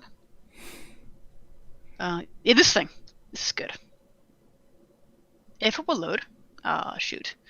Well, it's like if you like the design for the show, it's like giant carrier, has these like two huge wings. Man, let's do a little here real quick. It's got like almost like a bird's wing, like that, layered over another wing that comes forward like this. So it has these really like fantastical designs as well. And again, like all the choices made in that in the show, like you're not trying to make real jets, but you want them to feel like a real fighter. But then also they have a lot of flair, a lot of energy to the shapes, where it's more about like enhancing that. And then in like always kind of I see it as a bit the counterpart. Like Ace Combat designs are a lot more like stiff and like trying to be real. And that's like a bit different feeling as well. Like they want to make it like an alternate kind of future combat kind of thing. So yeah, it's the purpose of the world or the concept will drive some of those decisions, and then you can decide from that point on like how real makes sense. Like is this like a hard sci-fi or ultra reality kind of thing where you'd have like 1917 after that, like it's that world exactly, but these different world events becoming this. That's one thing. Or it's like you had this like weird space tech that that you can like now put in your vehicles, and now that's your propulsion.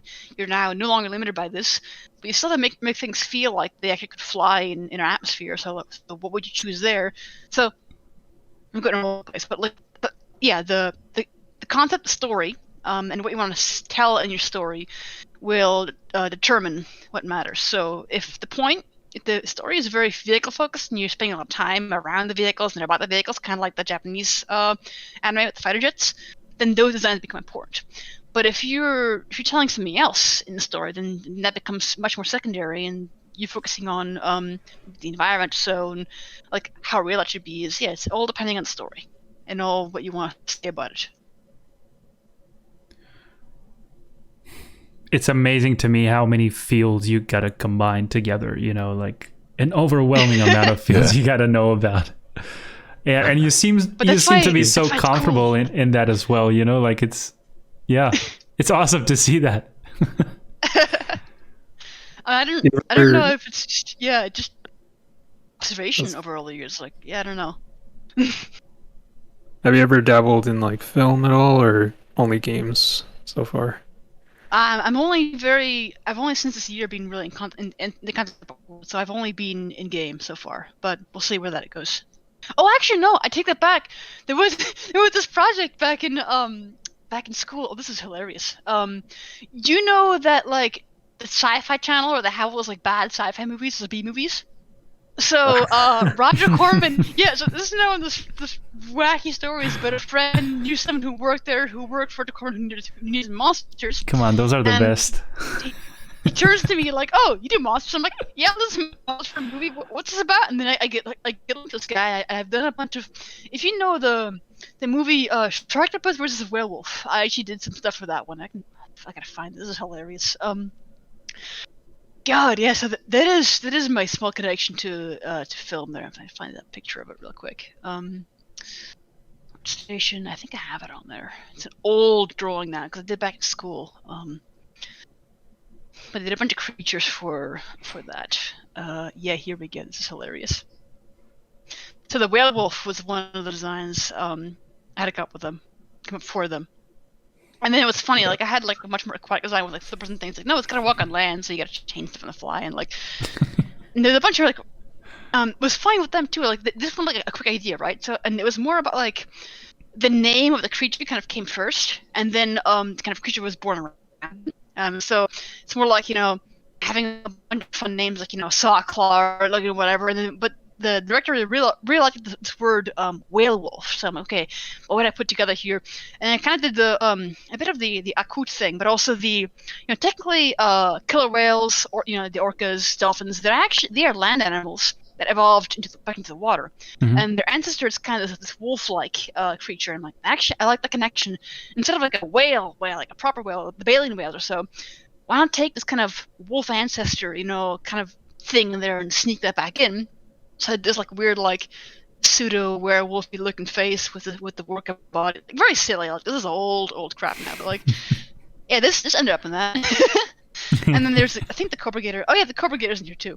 And this was really funny because they're like, oh yeah, we don't have to bunch of animate legs, so make sure it's like a big snake. I'm like, okay. So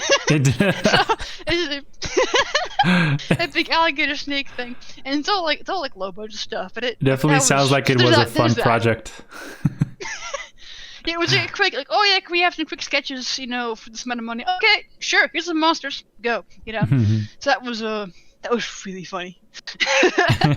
So yeah, that's my small film connection. God. Awesome. hope you But do yeah, it would more. be cool to do at some point. Yeah. Yeah, like more like weird monsters for stuff. If people ever need some like weird biotech planes for something, I'll do that. Is there like a dream film you'd want to work on? I don't really know, because it's more just like whatever's interesting. Like, for example, like Interstellar was cool because of that's science and art mix, and so something with that kind of energy, I probably would have a lot of fun with.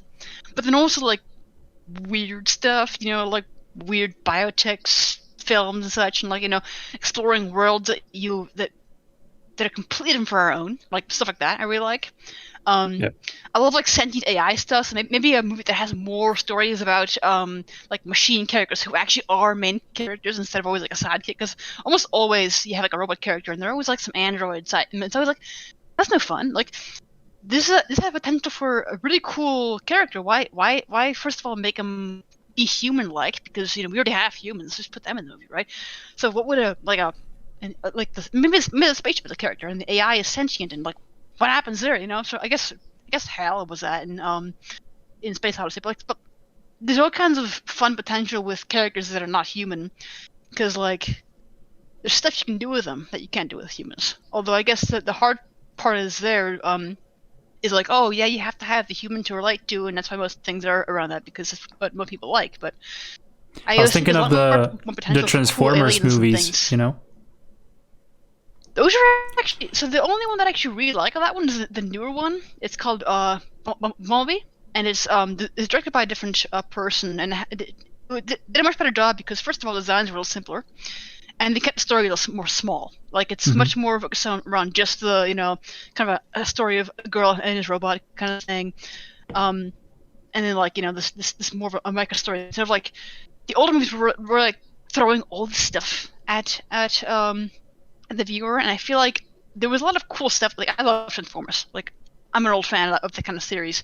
But I feel like the storytelling potential is much more than what they showed. They kind of was more explosions, and they had too many characters. You could never get like invested in the character because it was more like, oh, random bad guy here. Oh, he's dead now. Oh, here's another bad guy. Like it was so like fractured in that. I remember they had a bunch of story of it.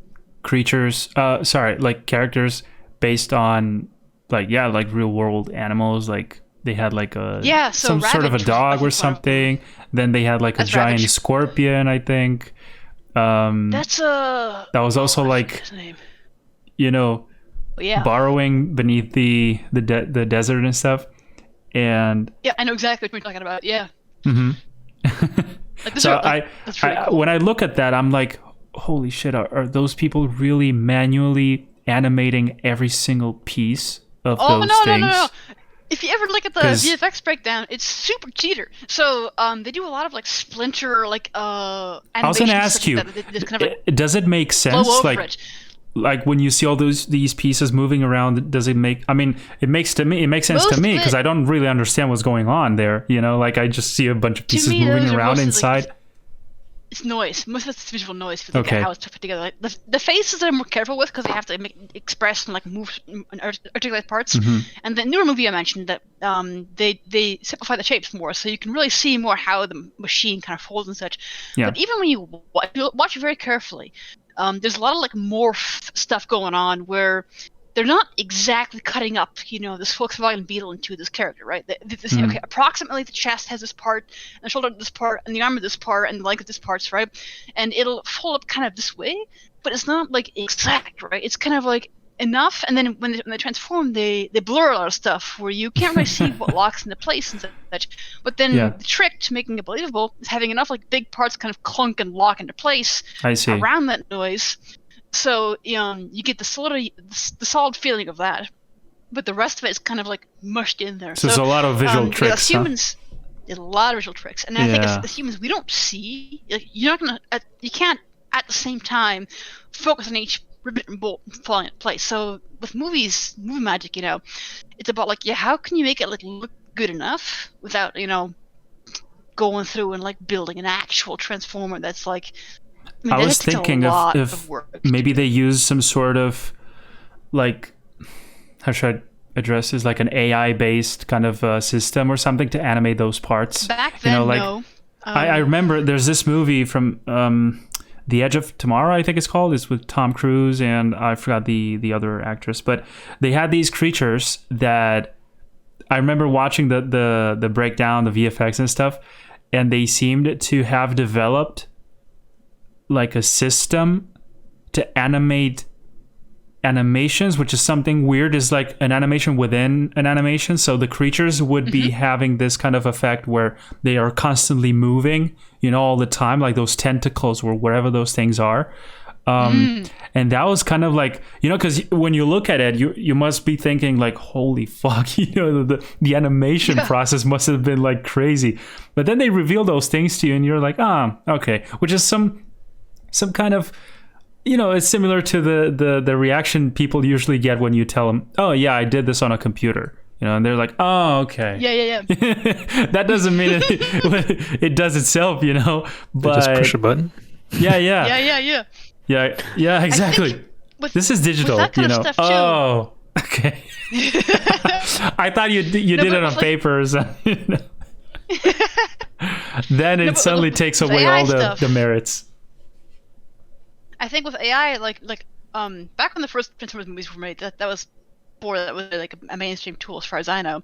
But yeah, these days it's really good for introducing, like I mentioned, like this little subtle animation, just let them kind of roll on their own, because you can just do a quick procedural, like I've seen like modeling, for example, or you can just procedural was the keyword that I was looking for. Yeah. Where you just put a bunch of polygons in there, and then it'll just generate a bunch of shapes, and with that you can easily create surfaces. Although they'll always be kind of messy, so I feel like the way that's best used is to supplement design. So you might, like you mentioned, if you have an animation with some kind of all these writhing plates and tentacles and whatever, like that's kind of a texture almost, right? And I think to animate that by hand, it's a waste of your time. Your important animations are your big gestures and such, right? So that's where you're gonna do all your hand animation or your like tailored animation. But then like background stuff, like if you want to have a bunch of chips flying around, like you have an AI swarm, that's fine. Just to fill in some gaps and stuff. Yeah, because all this like AI stuff is great because it'll take away the load on stuff that was not really necessary, so you can spend more time on the important things. That's also where it's dangerous, because the director now has to be very aware of what's important. So this is the problem a lot with but that's good, modern, isn't like, it? CG movies. Good and bad. It can be good. You have to be aware. But the constraints can actually be better, like for example, like Jurassic World was a mess. Like, the camera angles are flying around, and like your sense of scale is a total mess. Because if you're working in digital space, it's easy to have a camera, you play it here and have it zoom across the map, right? But as a viewer, you are now much less immersed, so you have to be a lot more aware as a director of like what angles and what ways of presenting this world will make things feel more real and more intense. Like the first Jurassic Park was. That's why movies are so different from video games, right? Because it's you don't have that control over the camera. Basically, you can't control what you see. You're limited to whatever the director wants you to see through this tiny window, to their world. But even that, like the way you present something, like you have a big explosion going on, and if you're doing that like kind of from ground level, from eye view versus like flying around the explosion, right? If you make the person feel more like they are actually there, the explosion will feel way more real, right? Like you don't have to have a million things go off. If you have one well-placed explosion and like the shot's set the right way, like that will feel way more intense than like a whole building going off, but the camera's flying around, and like you don't feel as much part of this, immersion, as So I think that's the danger with good CG. Composition it can matters. It can get relied on too much, and you kind of lose focus of your idea. They might have like, I want to know these giant kaiju flying around, like, oh, But then, you then lose that sense of scale and storytelling and such. And I think to like remember those limits will help you with that. And of course, to remember like specific things, like as humans again, we perceive things from how high you're off the ground, like if you're 5 or 6 feet, or any kind of viewing angle like different from that might be odd unless you're showing a panning shot. To like, you have to be very careful with your decisions. And back when things were simpler, you just didn't have that option, right? So everything already was kind of grounded automatically. But I think you have to be a lot more aware of this, so you don't let the CG like carry you away to a place where it's actually harming your story versus like because the best way to use it is to enhance your storytelling because there's so much cool stuff you can do. But it can be very dangerous too if you use it the wrong way. It's kind of like with 3D as well. When you model stuff in there, it's easy to actually like get the proportions odd, like wrong. This is another reason why they still use clay modeling in automotive, because when you make something in 3D, it might look fine on your small screen, but here's the thing: like the proportions of like a toy or like a small thing are different and feel different at a small scale on your screen than on like full size. So all of a sudden you go in millisat and you're like, oh, that looks weird. Why is the greenhouse so tall? Whoa, there's wheels too, and then from that point on, to have it in real scale, then you can go there and like clean stuff up and make it feel right. That's why you still have the component. Because they've tried many times already to go full digital and to just get rid of clay modelers, and every time they come back like, oh, this looks weird. We need the clay guys to come back. And the clay guys, they always laugh like, yeah. So you know what? I got a stupid question. It can't be all clay, right? Like that huge. No. You have mechanical it's like an internal part, like the structure must be made out of something. Okay, yeah. Yes. I wonder. And then on top of it, like the surface is mostly the surface, right? Actually, foam. Because it's clay's heavy. You don't want to have like layers of stuff. Exactly. So that was what I was thinking about. You mill a foam underlay. I wish I could show pics, but it's all on the stuff. Maybe I can find a picture here. Or if you look up like Automotive Play Studio, you get the idea. But you mill them up because you're not going to like cut out huge chunks of it, because to build a car by side, the car can't you can't intrude so far to the door because you have windows that roll down and like all that stuff, all structure. It's automatic buffer, so all that can be foam, and then they have like maybe like an inch or so of clay on that, and then you sculpt the detail of that. And sometimes you like with power sports we're like crazier with shapes, so you'll hit foam, you gotta go and dig the foam out and like fill the clay in. But yeah, it's a foam and wood and metal buck, and the buck build depends on how is it going to be. Like a motorcycle, it's going to be just a fuel tank or so, maybe in clay. I've seen like engines milled out in clay, like crazy stuff like that. But usually the important parts where you want to sculpt, you make that clay, and you make the rest mechanical. You have the frame of the bike, weld it up, stick it on the plate, then get the foam on there. You have a model. You have a old school way. You have an orthographic drawing, and then from the drawing you project in, okay, this much clay. So then within that, the model can go up to your drawing on the wall, like full scale drawing. They'll measure, and they'll cut out a piece of foam according to your drawing, and then go back to the buck, put it on there, and then like do the clay from that. So there's still some old school, like some of those processes still there. Like I still had to do like full scale vehicle drawing. So you work on a big thing and print it on the wall, and you have like front, side, and then they actually would go up to the drawing and measure and put it on there. So it's kind of like a bit of that old school thing going on there. That's really curious. I remember seeing that on some video or something long ago, but it's a vague memory. I barely remember exactly what the context was. But I have a friend who's been working on stuff like that with cars and stuff.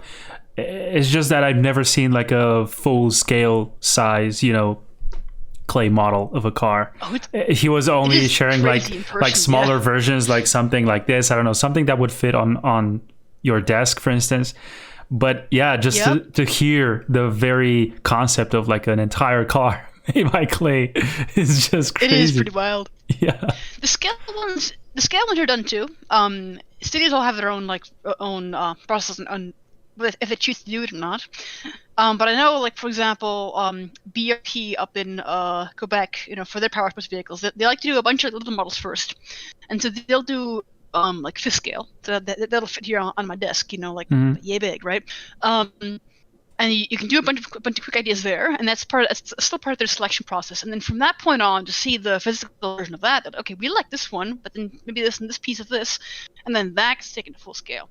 So some places will have that in-between step. And so actually in school we had to do models like that. When you go to like a grad show at Art Center, have like those fifth scales cars, or a different scale of a different vehicle. So I had I think it did 4th scale for the bikes, so it's bigger, and then 10th scale for a submarine. But yeah, like so you have a scaled version of it to get an idea of the shape, but then you don't have to invest right away into the huge production of the full-size mock-up. So but it's cool. That's this component. I think in film and game too. I love it when they still use like real maquettes and models. Like I remember seeing some videos about like Titanfall, the first game, and there was some sculptors showing off these little puppets they made, these little characters, and they mentioned this thing of when you make a little mock-up, the fact that they are imperfect, like when you put when you create the armor and the gear for them, maybe one shoulder pad kind of hangs off a little bit at an angle than the other, and it adds a bit of like an organic touch to it. That when you model in 3D and you have the symmetry on, the it'll symmetry be a lot, thing, yeah. Yeah, it might be then too stiff, right? And then you have to find a way to introduce the noise, and sometimes like real modeling is a good way to do that, like to make it feel more like it's part of our world. And I don't think it's really done much at all anymore. But whenever people, it's still why it's good to use like real sets on like film and such. Whenever it's done and done well, like Pacific Rim was a good example of that too. Like they felt so much of that movie, like in real, like crazy. Like the entire cockpits of those mechs were real actual sets that moved and such, and that really helped with the immersion, I think, when you film like that. So I think there's still a place for that medium until we can get like VR and such to be so good, which we have that now. I think The Mandalorian, they were showing some footage there where they have now, I forget what you call it, but you have a real like Unreal or so, like real-time engine on a screen that's kind of curved in the backdrop, and they're actually filming a set with this big screen that has this real-time. That's amazing. It's amazing how it follows the camera, with the angle of the exact. It's like a patch of a different image right behind the character. I mean, exactly where you're pointing the camera, the virtual camera to, right? So it's like it follows the perspective and everything, so it doesn't look like mismatched. It's amazing. So I think there's definitely ways where you can more and more like fuse these worlds too. Like you could even do that and like imagine like a real world set. You could remotely do it, like whatever. But the Unreal thing works really well, I think, for that kind of movie or so. So it's like as things march along, then at some point we'll all be computerized. But it still helps to be able to at least reference from reality, because in the end, especially if you want to emulate reality, you have to know what looks and feels correct. So yeah. You can never go fully detached unless you're doing some kind of really surrealistic thing. But even then, you need some kind of grounding for people to be able to understand it. So, what you said just sparked a question in my mind. Like, what do you think about these AI-based systems? To kind of come up with ideas and stuff. These are always fun. Have you ever tried? I have not done much with them so far, but I always watch people like play with these things. So what these are, AI is funny to me because it's not like smart, it's not intuitive as like what people like to think it is. What it does, it finds patterns. So you will give it like every single image of like a like a face. Well, actually, the problem with the faces is they bias the inputs. Let's say vehicles. You put every single aircraft ever made in this thing, and then you can say push a button, create a design. But the thing is, it can't really like choose like what might be a combination that actually like is correct. So it can be a good tool to maybe like ideate. Or some of those like landscape ones can be really useful to do a fast backdrop if the backdrop is kind of secondary, if you're not like designing things to have a very certain look. And the other problem with it is that you're using already existing stuff. Like the AI is not actually coming up with like a new idea. It's kind of recombining a whole bunch of things that are out there. And yes, while design is recombination to an extent, fresh stuff has to be recombined in new ways, and they haven't gotten AI to that kind of point yet. It's actually a different kind of brain than what they're using now, which is actually more of just called an algorithm. So I think while that kind of thing is super useful for like ideation or to speed up areas where you just don't need to spend the time. So if you need some quick backgrounds, or like you have to have some human characters, you need some faces, you do the art reader thing or whatever it's called. Like very handy for that. Especially to get like to sculpt or to create like a real face is a whole art, and like unless you're going for a very very specific kind of look or a stylized thing there, the AI thing at this point might be just good enough. This is actually why I think it almost becomes more important now that you have like fresh ideas and like cool styles that you can to make new stuff in, because everything can be now recombined from real data.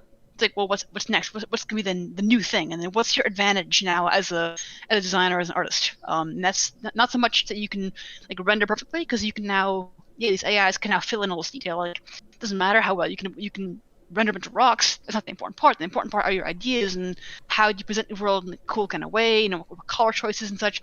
And I don't think these AIs, they don't think the kind of way. They don't have a sense of context. The old example there is there was an AI that was there to diagnose like measles, for example, and you show them photos of measles and to say does the person have it or not, and it's pretty good at that. And then someone had fun there and put in a photo of a car with rust spots. And the car had measles, right? So the AI doesn't have this broader context, and even the pretty advanced ones now we have, like for this image stuff, in a way, they're still really, really crude. Like, people are afraid of all this, like, facial AI stuff and all that. And yeah, it's really, really good with patterns. And it's a great tool in the medical world if you're looking for like cancer cells and such, and finding patterns that our eye might not see, because it's just the way these things work.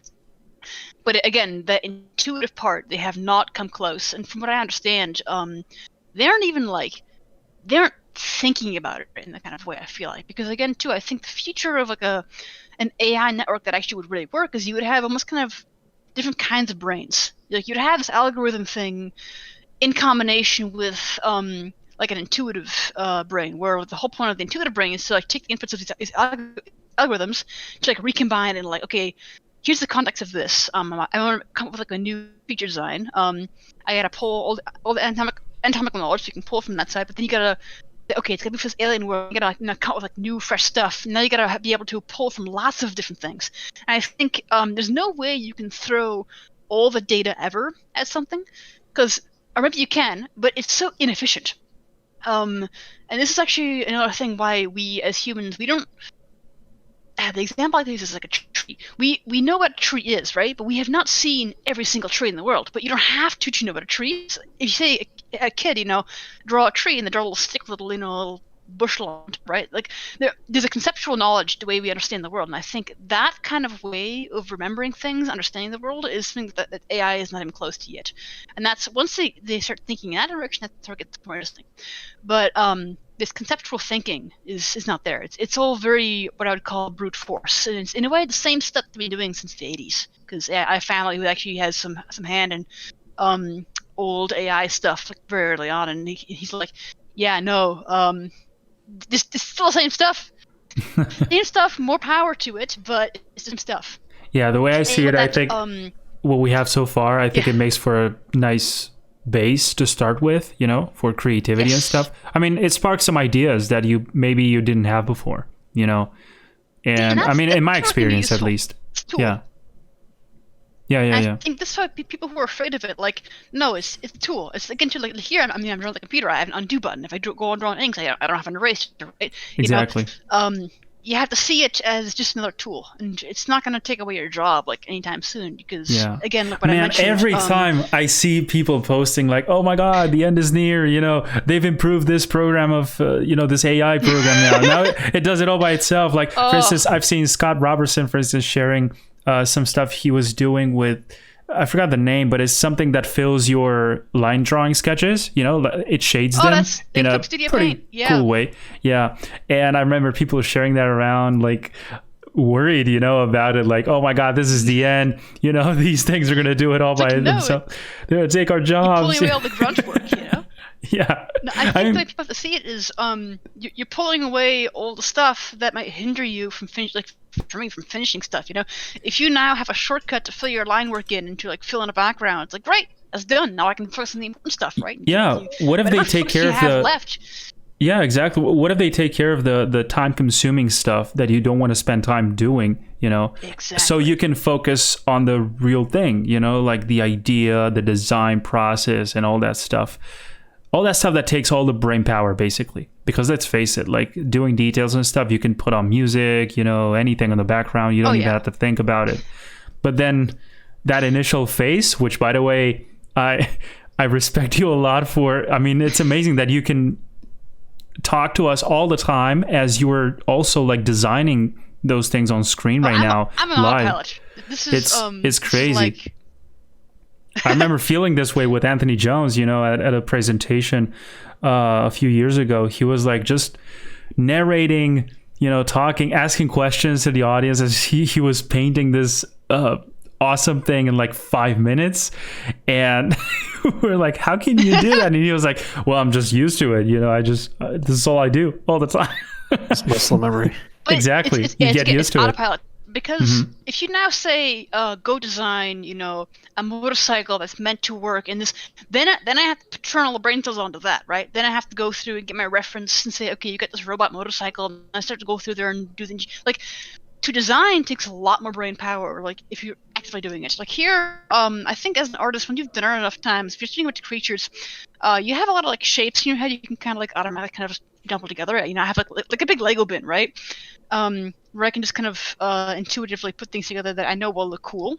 But I have to go in there and like come up with like a new form language, right? Or a new like specific thing. Then I have to go put the thinking cap on and like, okay, now first off, turn off the default shapes, especially if the brief asks for something very specific, in the aesthetic of it, or if it's like from an error or so.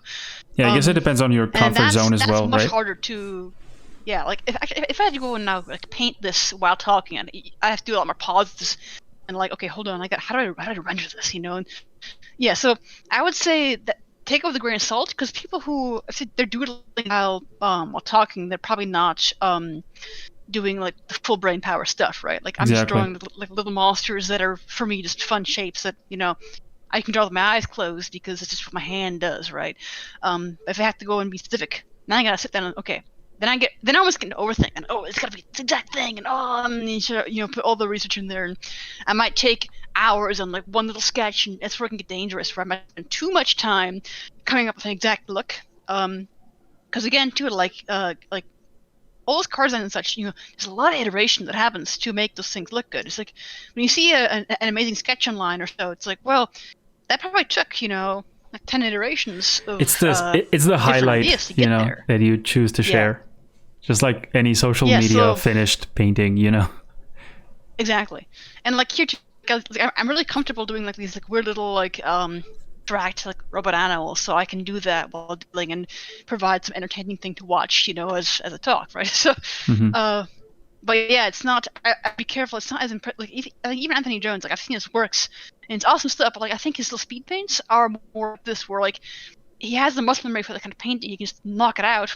But if you ask him now to design something very, very specific, I think then he also have to go and like think about it. Exactly. I gotta now sit down and like make this thing that will be much more like tailored to the brief and like yeah. I think you have to remember this kind of a scale again, another sliding scale of like brain power to. Same thing when I do XPD models. If I have the design figured out, I just make it, and that's very fast, right? If I have to go and design it, and I might build something. Oh, okay, now I'm gonna do this platform. Go back to 2D, kind of doodle over it, and okay, now this gotta be this way, and then I make some new sketches to guide the 3D and go back. So that becomes much longer, and I think there's a lot more process that people don't realize. You build a 3D model, it takes hours and hours. It's like people work on these things for months. I think it's easy to forget, like. Once you have your rendering set up, you can then render all views pretty fast. Sure, it's nice, but like all the upfront time investment is a huge part people don't see. Yeah. So yeah, same here with automatic drawing. Like, yeah, I've been drawing this kind of stuff for so long. I'll just doodle it in meetings, right? So it's like yeah. I mean, isn't it amazing how our minds work? Like the power of our subconscious, like this. Function that we have to adapt to habits, so your mind kind of focuses on stuff that you're not used to as you're still taking care of things that you're already used to basically, so it's like I think that's saving power, because you're so used to doing that specific task that now it takes no effort. And you can at the same time focus on this other thing. Yeah, that's why the mileage is important. So for young artists who might be listening or so, you have to have done so many sketches to be able to have that automatic response for like look for the AI thing you mentioned to be able to get the basics out of the way. Like if you have to sit here and now struggle with perspective, then that's all time being taken away from design. So you have to first lay that groundwork of being able to lay in shapes and things. To get your intention out, right? And that takes a long time to actually build that up. Again, like all my crappy schoolwork, like all that stuff is just mountains of terrible, terrible artwork.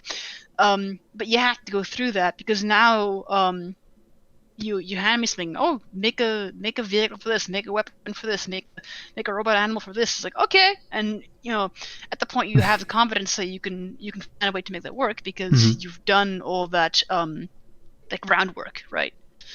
So, and you can specialize too. Like, not everyone. It's always funny to me that industrial designers, they don't draw humans and such. Like, I have a hard time with people actually too. But because they don't draw organic stuff, you ask them to draw a cat or so, they have a really hard time with it. And then people who draw animals a lot, they're like, you ask them to draw a car, and they're like, oh no, the car that requires straight lines and circles and all these scary things, right? But it's again too like technical. Drawing cars. Like, if you've been doing only technical, like, that becomes the easy thing for you, right? So, yeah. So there's that, too, where you choose to put your skill points into it, like an RPG. Like, you have this much time, well, you're going to dump into this or this, Yeah, I guess anything can become easier, the more time you spend doing it, the more you practice. Yep. And again, too, I mean, like, I draw a lot. Like, I'm not, out socializing and such like a normal person. So there's a trade-off, too. Like, I'm indoors, like, painting goofy stuff all the time. And it's like, people think, oh, how are you doing all this? I'm like, it's like all I do. I'm always just drawing and making models and going out into the hills and whatever. And so there's all that as well. So, yeah, I don't know. I think people have to remember that as well. Like, if they see an artist that's really good, it's like, well, they first of all, it's probably one of their main hobbies as well. Like, they just can't turn that off, and then they have a lot of mileage. So mileage can be everything. Yeah, I had this question a while ago, about why do you like so much organic, or why do you like so much hard surface, and I just couldn't think about anything else. Then I guess it's easier, because it's like, in my case, I mean, I like organic stuff more, and I was like, I guess it's easier because, there's no straight lines to think about. You have more margin of error to assume for stuff that wasn't meant to be that way. This line here is imperfect. It doesn't matter because it's okay. It's organic. But then as we're kind of making progress in this conversation that we're having right now, I'm realizing how it's not that it's easier, it's just what you're used to do, right? Exactly. You've just trained yourself to do that. Just like if you ask anyone in the, the vehicle design industry, maybe they would say something like, yeah, I think it's easier because, I'm just used to that. Yeah, I would get so lost in they will draw a beautiful car. Yeah, imperfect lines and stuff. That's not for me. I can't do that. All I do is geometric shapes and stuff like that. I mean, there's a place and everything for everybody here, but I think that's kind of interesting, to be aware of those things of yourself at some point. Yes. Yep. And then too, if you want to be able to draw all those things, you have to go and put the time into each part. So if you want to do vehicles and creatures and this and that, well, you're probably not going to be an expert in one or the other thing. Like here too, I cheat a lot in the anatomy, so I do creature stuff. It's like, yeah, you look at it, and someone who has done a lot more, so something classic, like Taylor Whitlatch or so, was she is creature central, right? But she knows anatomy so well that she can recombine that, and all her stuff looks good, but that's her main focus. Meanwhile, I kind of do a hack method, where it will kind of look like it, and if I had to go and figure it out, I can go and break it down, but it's not as refined as someone who focuses just on animal anatomy, right? And same with the vehicle stuff. So again, too, this trade-off. For me, I like the biomechanical hybrid, where it's a little bit of both, because I like to find ways to mix them in weird ways. I think that's pretty cool. But it means there's compromises there as well. So when you do really technical stuff, I have to now sit down and stiffen up my lines, and okay, now it's got to be this, So must be so tricky. It's all your choices. Yeah. To join the two worlds. Because of course I look at your work and I see you have also organic stuff, you have some drawings of creatures, and I mean your very last post, at least on Instagram, it's like a dragon creature, right? I haven't posted the basilisk. So yeah. Yes. Let's see here. Do I have any organic creatures in here? Cause the thing is, I actually draw a lot of dragon stuff, but I forget to post it. Makes you wonder, holy shit, she's good at everything. But no, it's only like certain subjects. But then that was my inspiration with other artists too, where I see like concept artists, I'm like, oh wow, they can draw people and vehicles and and robots, and I'm like, yeah, I want to do that too. So, and then again the choices, like I just think biotech stuff's cool, and that's kind of where I like to put that into. And I think as well, anatomy is the mechanics of nature. So to me, if it's mechanical, if it's made out of metal or if it's made out of flesh, it's all in a way to me the same. To understand like how these things work in a kinetic sense. So then to find ways where things overlap. Like these days, if you look into a lot of what they call like soft robotics, where they use like flexible parts as like a muscle or as a skin piece or so, or like maybe the whole thing is made out of like a plastic that has inside some electrodes and metal that like bend. You're seeing more and more of this kind of hybrid of those worlds, and I think that's the future of engineering. Yeah. I've recently seen some microscopic type of robots, made out of like cells. I'm not sure what. Yeah, see what living like being that. from, but. So I think the ultimate end goal is actually why I like to skip right to that. It's like I think the ultimate end goal there is that at some point you won't be able to tell like where the organic begins and where the mechanical stops, because it becomes such a hybrid, right? If you have now a single cell, but the cell itself has mechanical components, what is it? Like, so, yeah, at that level, is it a robot or is it an organic animal? It gets grown, yeah, maybe, but it's got robotic parts, got artificial parts, or just got at this point what we consider mechanical, it's because of what compounds are chosen. Well, technically, if it contains carbon, you call this organic chemistry, in science. So actually, it's carbon fiber already at the beginning of that. It's got carbon in it. Like, is it even a line that even matters? Is it about the mechanism? Like, what's the line? What's the line that you choose here? So, I think to remove the boundary and seeing it all as like the mechanics of the world, no matter the medium, like that can help loosen that one up, I think. But yeah. Yeah, I had this time where, at the beginning of my career, I was absorbing as much knowledge as I could from all the professionals around and stuff, and I would come to this conclusion that you basically have to be good at everything. Like literally everything. You have to know how the world around you works to create anything they ask you to as a concept artist, right? Then I realized, there's like specialized fields as well, like concept artists who would only do environments, others who would only do characters. And I love landscapes and stuff, so I convinced myself that I'm an environment concept artist, and then I would realize that I also enjoy making characters to live on those worlds that I'm creating, So yeah, I wanted to ask you about your perspective on this, about specialized versus like kind of generalist approach, to all of this. I think it all matters. In your case, it seems to be sort of specialized, because you're still tackling like the mechanical aspect of, mostly hard surface stuff.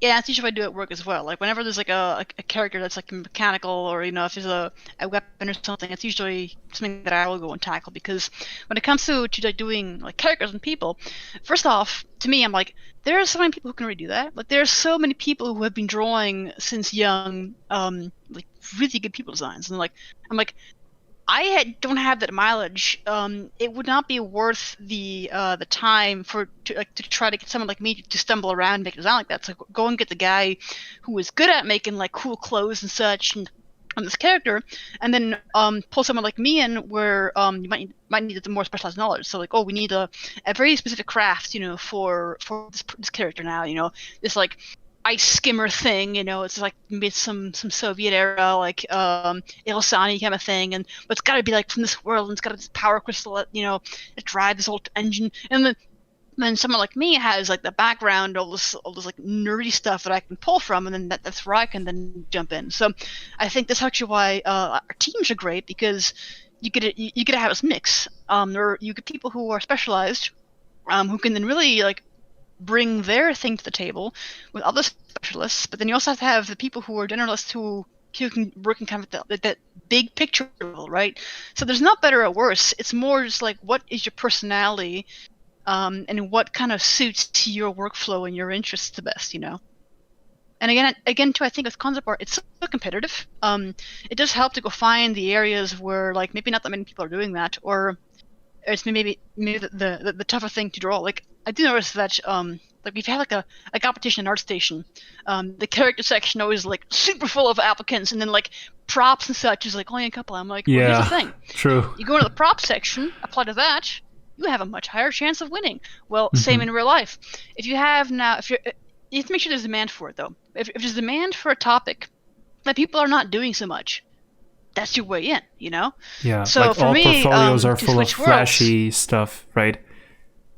Oh, and that's another thing I can go and rant about. I think a lot of people forget that concept art, it's a design tool. What's most important about that is to communicate the idea. If you present it all flashy and pretty, that can be all nice and good, but that's more what you call like not production art. It's more like to advertise the idea, like pitch art, right? Yeah. So for example, you have a robot design, and you want to pitch it to your to the director. To show what the design would look like in the finished scene, you know, or something like that. It's more like, and then like story and explosions, and actually the details. The detail like matters less, but then a concept artist has to now go in and like so that's like a bonus, out, you know? right? That's like an additional kind of touch you can give to it. And but what matters is the actual design. Yes, and even in the way you work, like people think, oh, you have to all do all this like render stuff. No, actually, a lot is done through fast sketches. Actually, there's one example I think is extremely good for this. If I can find it fast enough.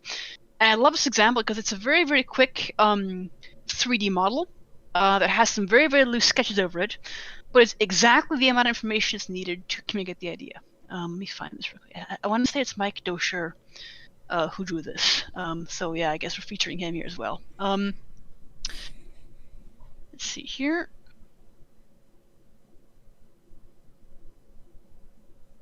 Yes, so it's Mike Dosher, concept art on Twitter.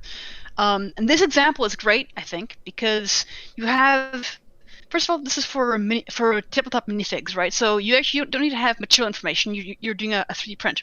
So you have a rough model, gets the basic blocks in, has a really sketch, but it's very, very clear. Like, I like this, and I'm like, I could build this right now in 3D in detail. So this is an extremely good example of like a very efficient way to communicate an idea. Like, even here, there's like 3D model, a couple blocks to kind of explode it out and to kind of show how this thing, you know, breaks apart or how you load it or whatever the hell. And the little doodle in the corner, which was where the idea came from. Like this is concept art because it's very utilitarian art. You know, it's not about beautiful drawing to like pitch the thing. It's like more about here's the basics, here's the information you need. Yeah, and then also it's not wasting your time on stuff that won't matter. So like like here for example, if you don't need the materials or you don't need it at this point, or it's not important to this, like, or if it's not no graphics, then don't put it in there. Because actually, like this, I can much better see the shapes. So it's like that's why probably concept art is kind of misleading. You know, misrepresented for beginner people who are thinking, oh, I want to get into concept art because of this, but then the real side of it is. It's not as flashy as you thought, you know. And it's like, it's not what I signed for. I want to do the flashy stuff. And that's again, too, it's like production versus concept art as well. Like, I mean, same with the industrial design stuff. Like, if you're doing, like, finalized stuff and doing art, it's kind of a different world than, you're trying to work out the details with, like, a 3D modeler and trying to make the thing work, right? So, I think this definitely gets not... represented well enough. And I think that's also why people might have a hard time getting hired, because their portfolio is showing all this flashy stuff, but you're not showing your work, right? You're not showing, okay, now how did you get to that point? And how are you communicating this, you know, in a setting where, like, if you don't have time to go and paint this thing perfectly each time you want to show ideas. So, like, how are you communicating your ideas in a efficient manner? And I think if you have a lot of that, that's actually, like, the good stuff. And if people see that, like, oh wow, we can use this person, they can cut with stuff, and the way they communicate is very clear, yes, take them. And maybe they don't paint as nicely for this role or so, but because they have cool designs that communicated in a way that's very clear, that's more valuable, So I think even these days where everyone, you have like these freaking 18-year-olds who draw like gods, right? And you're like, wow, But then you're like, well, hold on, they often don't have the maturity yet with their design choices. So while they can draw good, there are a lot of people who can draw well. But there's not a lot of people who can make designs that stand out, I find, and that's kind of where you can differentiate yourself from people who can just make gorgeous illustrations. Because illustration is its own thing, and that's definitely has its own uses. But again, with the competition thing, there are a lot of good artists, and from all around the world, and that's your competition as well, especially these days with all the remote stuff.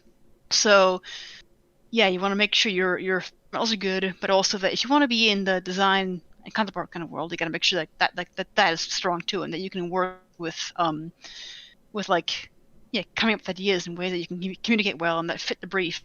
You don't do the same thing all the time. So something like that. Yeah. So I'm realizing how fundamentals are kind of separated from design understanding in a way, right? Mm-hmm. Andrea, I think you're muted. I can't hear you. No, I'm not. Okay. You talked for a bit there, and I couldn't hear anything. I guess I was just thinking, like, I'll move. Okay. But yeah, I think it's a separate thing, like, while people do have, and it's amazing how fast people are learning how to draw nowadays, it's a different beast, I think. And it's amazing to see, like, how much more knowledge you have to, especially looking at your work, Alice, like, how much more knowledge you have to have, like, to produce the kind of work, the amount of, like, different inspirations that you are grabbing from to design, and how specific the knowledge seems as well, because it's, like, certain details that only, like, a huge nerd about the subject would know. It's like, not in a bad way, but like you're so deep into that kind of stuff that the people that are talking to you are the ones, like, making the real life stuff. It's not like I don't know, everything feels so shallow besides that kind of thing, like when you compare it to it, because I don't know how to say it. It's like, it's deep knowledge into, like, you sunk yourself into that position, like, and only someone that, in my eyes, like, truly loves that kind of thing. Yeah, I feel like it makes those connections more valuable at some point, like what you were saying earlier, Alice, about when someone who knows about this a lot kind of notices that tiny detail that you put in there. And you both go like, hey. Yeah, I love that. That's awesome. Yeah, you saw it. Yeah, score points. You noticed. Well, that's also like most of my friends are, like, engineers and, like, techs. Like the group I hang out with. Like, I want to say they're maybe, is it half and half or like a third and like 2/4? Well, let's say half and half, because a lot of them have overlap with art. Like, they often also like to doodle in the free time, but. Like, yeah, the people that seem to like this kind of work are usually in that mix of, they're engineers who love this kind of more out there stuff, and it's like that's cool, because I actually would love to see more cross pollination of, like, the art world into more of the engineering world. Maybe that can inspire some, like, cool stuff to happen. You never know, but yeah, definitely, I think to have a thing that you really love, like, inspiration for your work, is another, like, way you can separate your ideas and such from, like, the rest of the pack. Because I guess, like, my obsession with, like, mechanical stuff and, like, robots and animal creature mecha whatever things and all that, it's a way to, like, filter out what we want to focus on. It keeps freezing. Photoshop is terrible about this. Here we go. Yeah, so it's a way to, like, focus what you want to work on. And I think it's going to follow us too, where, yes, make sure you get the fundamentals, but then also make sure you're doing things you really like to do, because then that's what you are showing now on your art page or whatever, and that's what you get hired for. So if you really like mechanical design, show a lot of mechanical design. You might want to still show that you can do the other things. So we hired, for concept art, and you have to, like, cover some other topic real quick, and you want to make sure you're flexible enough. that you can survive that.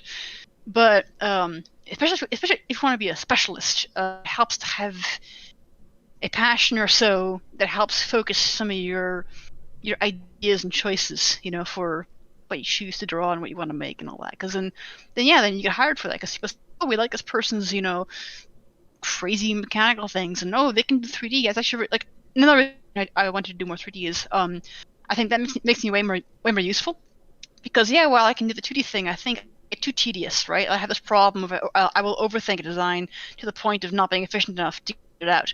So the 3D can really accelerate that, I think. And I also think the medium, if I make a fast model, I can communicate the idea much faster than trying to, sit here and work at the perspective. And it's like, no, in that amount of time that I noodle that out, I could have gone and built it, right? So that's a big reason I picked this as well. So it's kind of like having tools in the bag that make you useful for the jobs you want to do, but then also making sure you don't lose yourself. Like you have to, if you want to get hired for a thing that you really want to enjoy, make sure that what you show is what you want to do, and otherwise you get stuck somewhere where you're now stuck in a dead end. Exactly. Doing a thing. I've recently Maybe you're good at it. But, saw something like, don't get too good at something you hate. Yes. Oh, that's a great way to put it. Yeah. Yeah. Because that's what sure. you're going to be doing, right? So if you're constantly working on stuff that anything really, like it's exactly what we were saying earlier, practice makes you, it improves your abilities and stuff. So you also got to make sure it's something you like to do. Absolutely. Yeah. I think that's another thing. I've heard this from other people as well, where they've warned younger people about, okay, you know how they say, oh, get your foot in the door, right? Well, here's the problem. If you get your foot in the door with something you don't like, well, now you're hired on in a position where maybe you now become good at that, but then it's going to be much harder for you to now move to the thing you actually want to do. So maybe you got in the door with 3D because that was useful and they needed to hire people for it, and now you're like they're a 3D guy. But you really want to do concepts. Well, shoot, now they rely on you for being the 3D guy to do these things. It's going to be much harder without just, switching companies and such and coming up with new, having to work in your free time with new portfolio material to make that change. So you have to be very careful what you choose. So you still want to find ways to get in the door. So you still want to be strategic because, not everything is going to be equally competitive. So like I mentioned, character artists, there's a lot of character artists. So there's a much higher competition pool to have to fight there.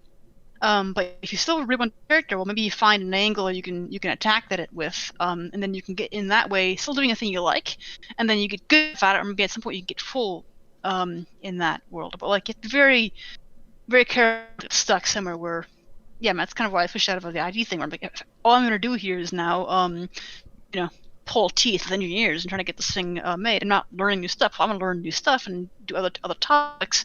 Well, you got to switch worlds, otherwise you'll be doing this thing forever, which in a way it was kind of deliberate that I had gone away in the first place. I knew that at some point I probably would end up more in kind of the film, game, crazy world.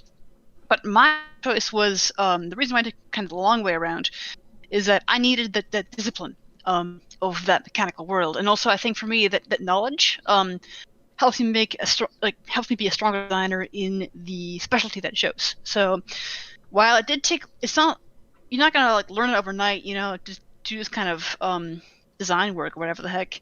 And I guess the thing I want to say too is there's not always one clear or fast way to do it. Sometimes things will take time. You have to go and play the long game, where maybe for a while I'm gonna be doing this more technical thing, and but there's a reason why I choose this, right? So people in school were like, oh, why don't you just change to game art? You always draw these monsters. I'm like, but have you seen my old work? It's a mess. I need to have this mechanical crispness, and I like this stuff too. I need to learn how to get good at it because I like that a lot as well. So I guess know yourself, and figure out what works for you as well. Same with the structure thing I mentioned early on. There's no way I would have known what work environment I would have liked until I've worked in that. It's okay, now I've done this. I've done the production design thing. I don't like it.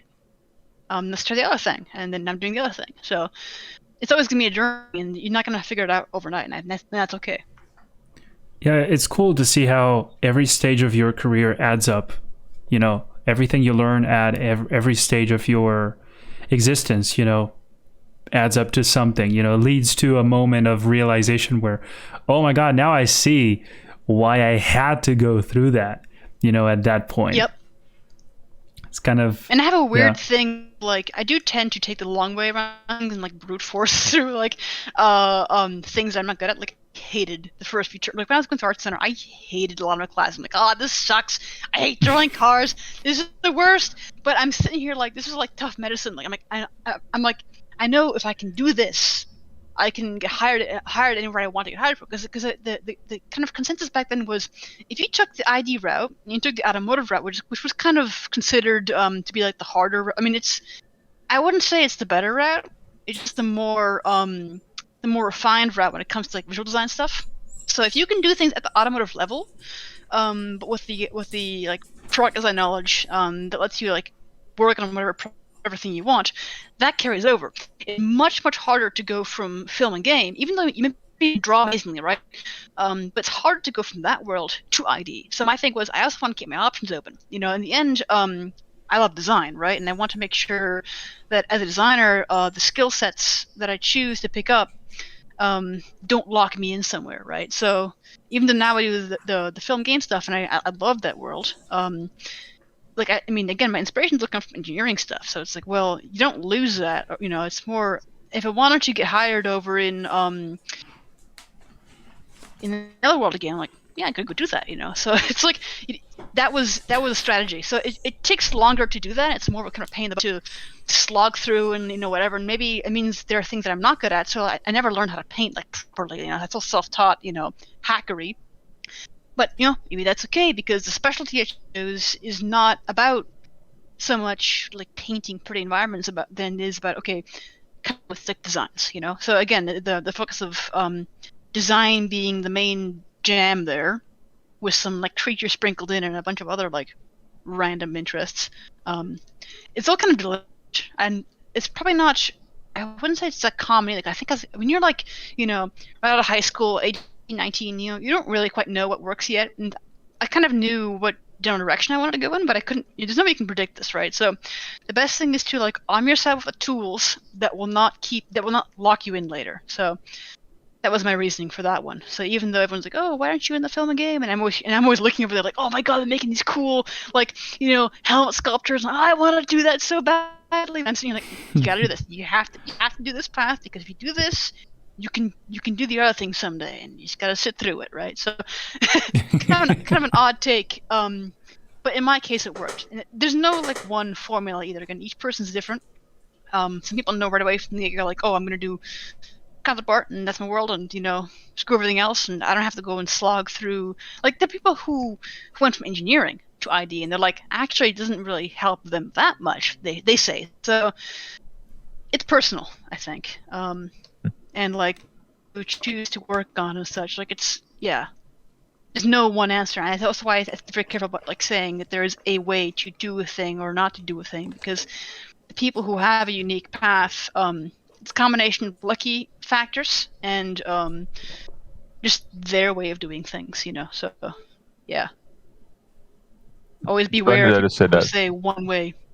Yeah, because like yesterday we were talking with our friend Sid, and the outcome was pretty much the same. Like, do it, like, find the way that works for you, and like each one has its own path. And the best thing to do is like to learn about yourself and knowing yourself and know your weaknesses too. Like, there's certain things where I mean, I'm super distractible, and I know there's certain environments. Like, for a while I was thinking, oh, maybe I can do freelance, I can get away from this big company thing, but I'm here like, I'm such a chaos monkey. There's no way I can, and the skill set you need for that, like, yeah, maybe you could learn it, but I really, really hate the whole, like, networking, self-promotion. Like, when you do freelance, you have to spend a lot of time actually marketing yourself, and that's, to me, extremely, like, not me. It's a thing you can like learn, but then you sit down and say, okay, do I want to spend the time to do this? And like for me, like dealing with emails and dealing with like this is for me like really very like high stress. So I'm like, either I will be every day like panicking about this, or I can find a way where I can find a hybrid where I can get away from this company structure, but then find like a small group that gives me some direction, where I have like I'm given projects, but then I still have enough reign where I can bring in ideas and things. But like that structure is set. And for example, Gadget, like we have to have, like every day update something, and this keeps me on track because if I didn't have to like every day update like what have you done, I would just be off in the woods somewhere. Like it's so like knowing that that I'm bad at that, and like no matter what I do, like the best thing is the panic monster, like oh the deadline is like now, right? I know that like that helps me stay on the ball with things, and like for me, I need that, and I actually like that because I actually get way more done that way than if I'm left to my own devices and my whims and such. So again, too, like some people are very good at like reining themselves in, and they don't have those problems, and that's great. Then you can do the freelance thing, and it's always worth trying it or trying other paths, just if you haven't figured out yet what is you. But man, like for me, there's no way because I'm just too chaotic. So, and now I like having these like, little teams too, where they're like it's very collaborative. I think it seems to be it's kind of rare too. It's sad that it's rare, but like where everyone can very easily like hand each other a piece of the project, and it's like they need people here for another thing real quick. Here's a character. I'm like, oh sure, I'll help with that, or or if someone else needs help with a concept, I'll step in and like here's an idea, or I love that the interplay of people with different skill sets and backgrounds and abilities and such, and also being able to put aside the ego to collaborate. I think this is so cool, and you actually come up with way better stuff than if you're on your own in your corner, just sometimes making a thing here and there, but like you actually get more out of it if you've got a whole group, I think, and then with the right attitude, because again, too, idea world, there's a lot of ego, especially in automotive, where people want to make sure it's like their thing. They're very protective about it, and you can't touch or you can't criticize, and it gets weird. I never understood this, like, because to me, like working in like power sports, I'm like, we're making these cool toys, basically, right? Because I'm an expert in my field. People are so weird about that. I'm like, no, in the end, it's not even your product. It's the company that produces this thing. So like, actually, the big end goal should be make the coolest thing possible, and whatever the path is to that, do that. And usually that means sharing your specialty. Again, a specialist, you have to be able to do that as well, because it frees you up to do more, to be able to offload the things you're bad at to people who are good at that, and then put those pieces together, you actually get like a multiplier effect of like everyone's like if you have a bunch of specialists who are like good at their own thing, like on their own, they might be weaker to bring a project to fruition, right? But you bring these together with like complementary skill sets, and you get an amazing thing out of that. And I think that's super cool. So I'm here like I want to find that, But yeah, and there's a lot of egos. You have to kind of be careful of that, because that always sucks when people are like there's that. So much to gain, from letting go of what you think and staying open to some absolutely crazy, counterintuitive kind of idea from someone else, that you might reject instantly in the beginning. But then if you're able to kind of let go of that defensive kind of system of yours, you might even understand that actually fits very well with what you already know. And it ends up being like a complement of that, and it's a win-win situation, right? Yeah. Exactly this, yep. Yeah, you have to be able to work with somebody on the team. That's another thing.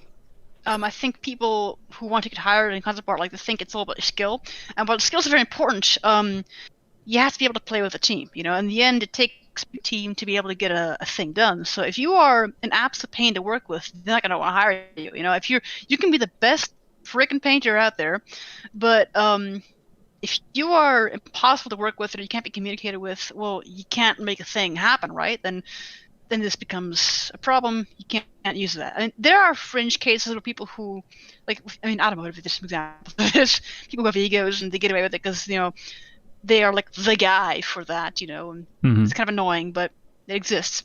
But usually, it's in your favor to be able to play well with others, especially as an artist. How could you show that in your portfolio? that you're able to work in that's a maybe team trickier. environment and stuff. I can only think of like doing collaborations. Yeah, exactly. Yeah, collaborations are a good way to show that. Actually, that reminds me, I need to finish this model I'm doing with a friend because he still works at in Power Sport, and it's just really funny. He uses polygons, kind of like this car body, and then I'm like, oh, I took that and like made this like hydrofoil out of it. And he's like, oh, that's cool. And then he makes the front end better, and because we ping pong it back and forth, it becomes this cool thing. So I should need to post that because it's a cool little device that we kind of made up there. But like, yeah, that having some stuff in there that maybe shows that you can work with others, or that you've maybe if you're a modeler, you get permission from a concept artist, to work with them, to build their thing, and then maybe find some exchange. You can do that. Like I think that's all good signs if you have that portfolio. I think that's probably not a bad piece of advice. Like there's no like correct way. It's a good. It's very clear that you enjoy this kind of ping ponging of ideas. We could use that. So. Yeah. Well, technically, there is some sort of like a structure to follow if you want to get there, but. Mm-hmm. Overall, in general, I would say it's always like a unique journey to each and every single one of us, of how you got there. Definitely. And what worked for you, might be different from what worked for him or from worked for me. I'd say exactly what you said earlier. It's like about knowing yourself, getting to understand a little bit of how you work, and how you can adapt to what's already out there. How can you fit within this team and the way they work and the way they do stuff. So yeah, sometimes I see it that way. Yeah, guys, we're pushing in like I think 2.5 hours now, something. Oh my god! Whoa, that's true though. Yeah, So, yeah. 2 hours. Yeah. It's a good talk. I just wanted to like leave this space for you, Alice, if you have like any wrapping up messages. I think, to be completely honest with you, I was a bit overwhelmed, and this is for sure an episode that like I will rewatch to like take notes because holy crap! I love your energy, Central. Alice. I love how enthusiastic you are about everything you work with. It's so cool. It's contagious. You're really passionate. We have to enjoy what you do, otherwise it's no fun. Like you only get one life, so like go and like do something you like with it. You get one shot. So yeah. Exactly. Yeah, so we'll leave your links in the description so people can check out your work and stuff. And yeah, sure. I'll try to remember. Can't feel bad about themselves. So. Again, I'm specialized. Again, I only show the things where I have the skill points in. You ask me to draw a character, I'm gonna have a lot of trouble. So keep that in mind too. Yeah, I mean, I can only say it's just amazing how you can, juggle so many fields together and combine them in a way that is like, so tricky and so unique. I don't know how to express that. It's just awesome. So thank you so much for coming here and doing this demo. It was really interesting to hear your story and, a little bit about your interests and what brought you here and stuff like that. So I hope we can do this again sometime. Maybe you can come back for another episode in the future. Yeah, it'd be cool. Yeah. No, again, awesome. Thank you for inviting me on. It's actually the first time I think I'm on a recorded podcast, actually, which is a bit spooky, but I think it's cool, actually, to, if anything, if I can share things that help people, it's great. There's always a first time. Fun. Well, by the way, I hope we didn't talk too fast, but it's always a problem. It's okay. I wanted to mention, we never even touched on this, but you are on the book Travelers, I think it's how to say it. And whoa. If That's you guys cool. wanted to see her work in I will not show it so I don't spoil it to people, but it's like an awesome book, and her ship is awesome. If you want to have the creature angle, I need to find it's called Sketching from the Imagination. I need to see which one it was. And I think it's like creatures and monsters. From 3D Total, right? Shelf. Yes, them as well. So that's another Nice. one. If you want the more monster angle, but yeah, but the Traverse book was cool because it's like the continuation of the Nothing But Mech series, but more now vehicle focused. So I think it's like 50 artists collaborated, and everyone gets their own page spread, and it's a bunch of concepts. And usually Lauren was asking all of us to add a little story, so all of us had a little snippet of a little something in there. So it's a cool book. I definitely check it out. Awesome. Nice. Okay, so I think it's a wrap, guys. Thank you so much for watching. Thank you so much, and we hope to see you in the next episode. And yeah, take care until then, and have fun painting and creating awesome stuff. See you guys. All right, thank you. Until then, yeah. See ya. Bye-bye.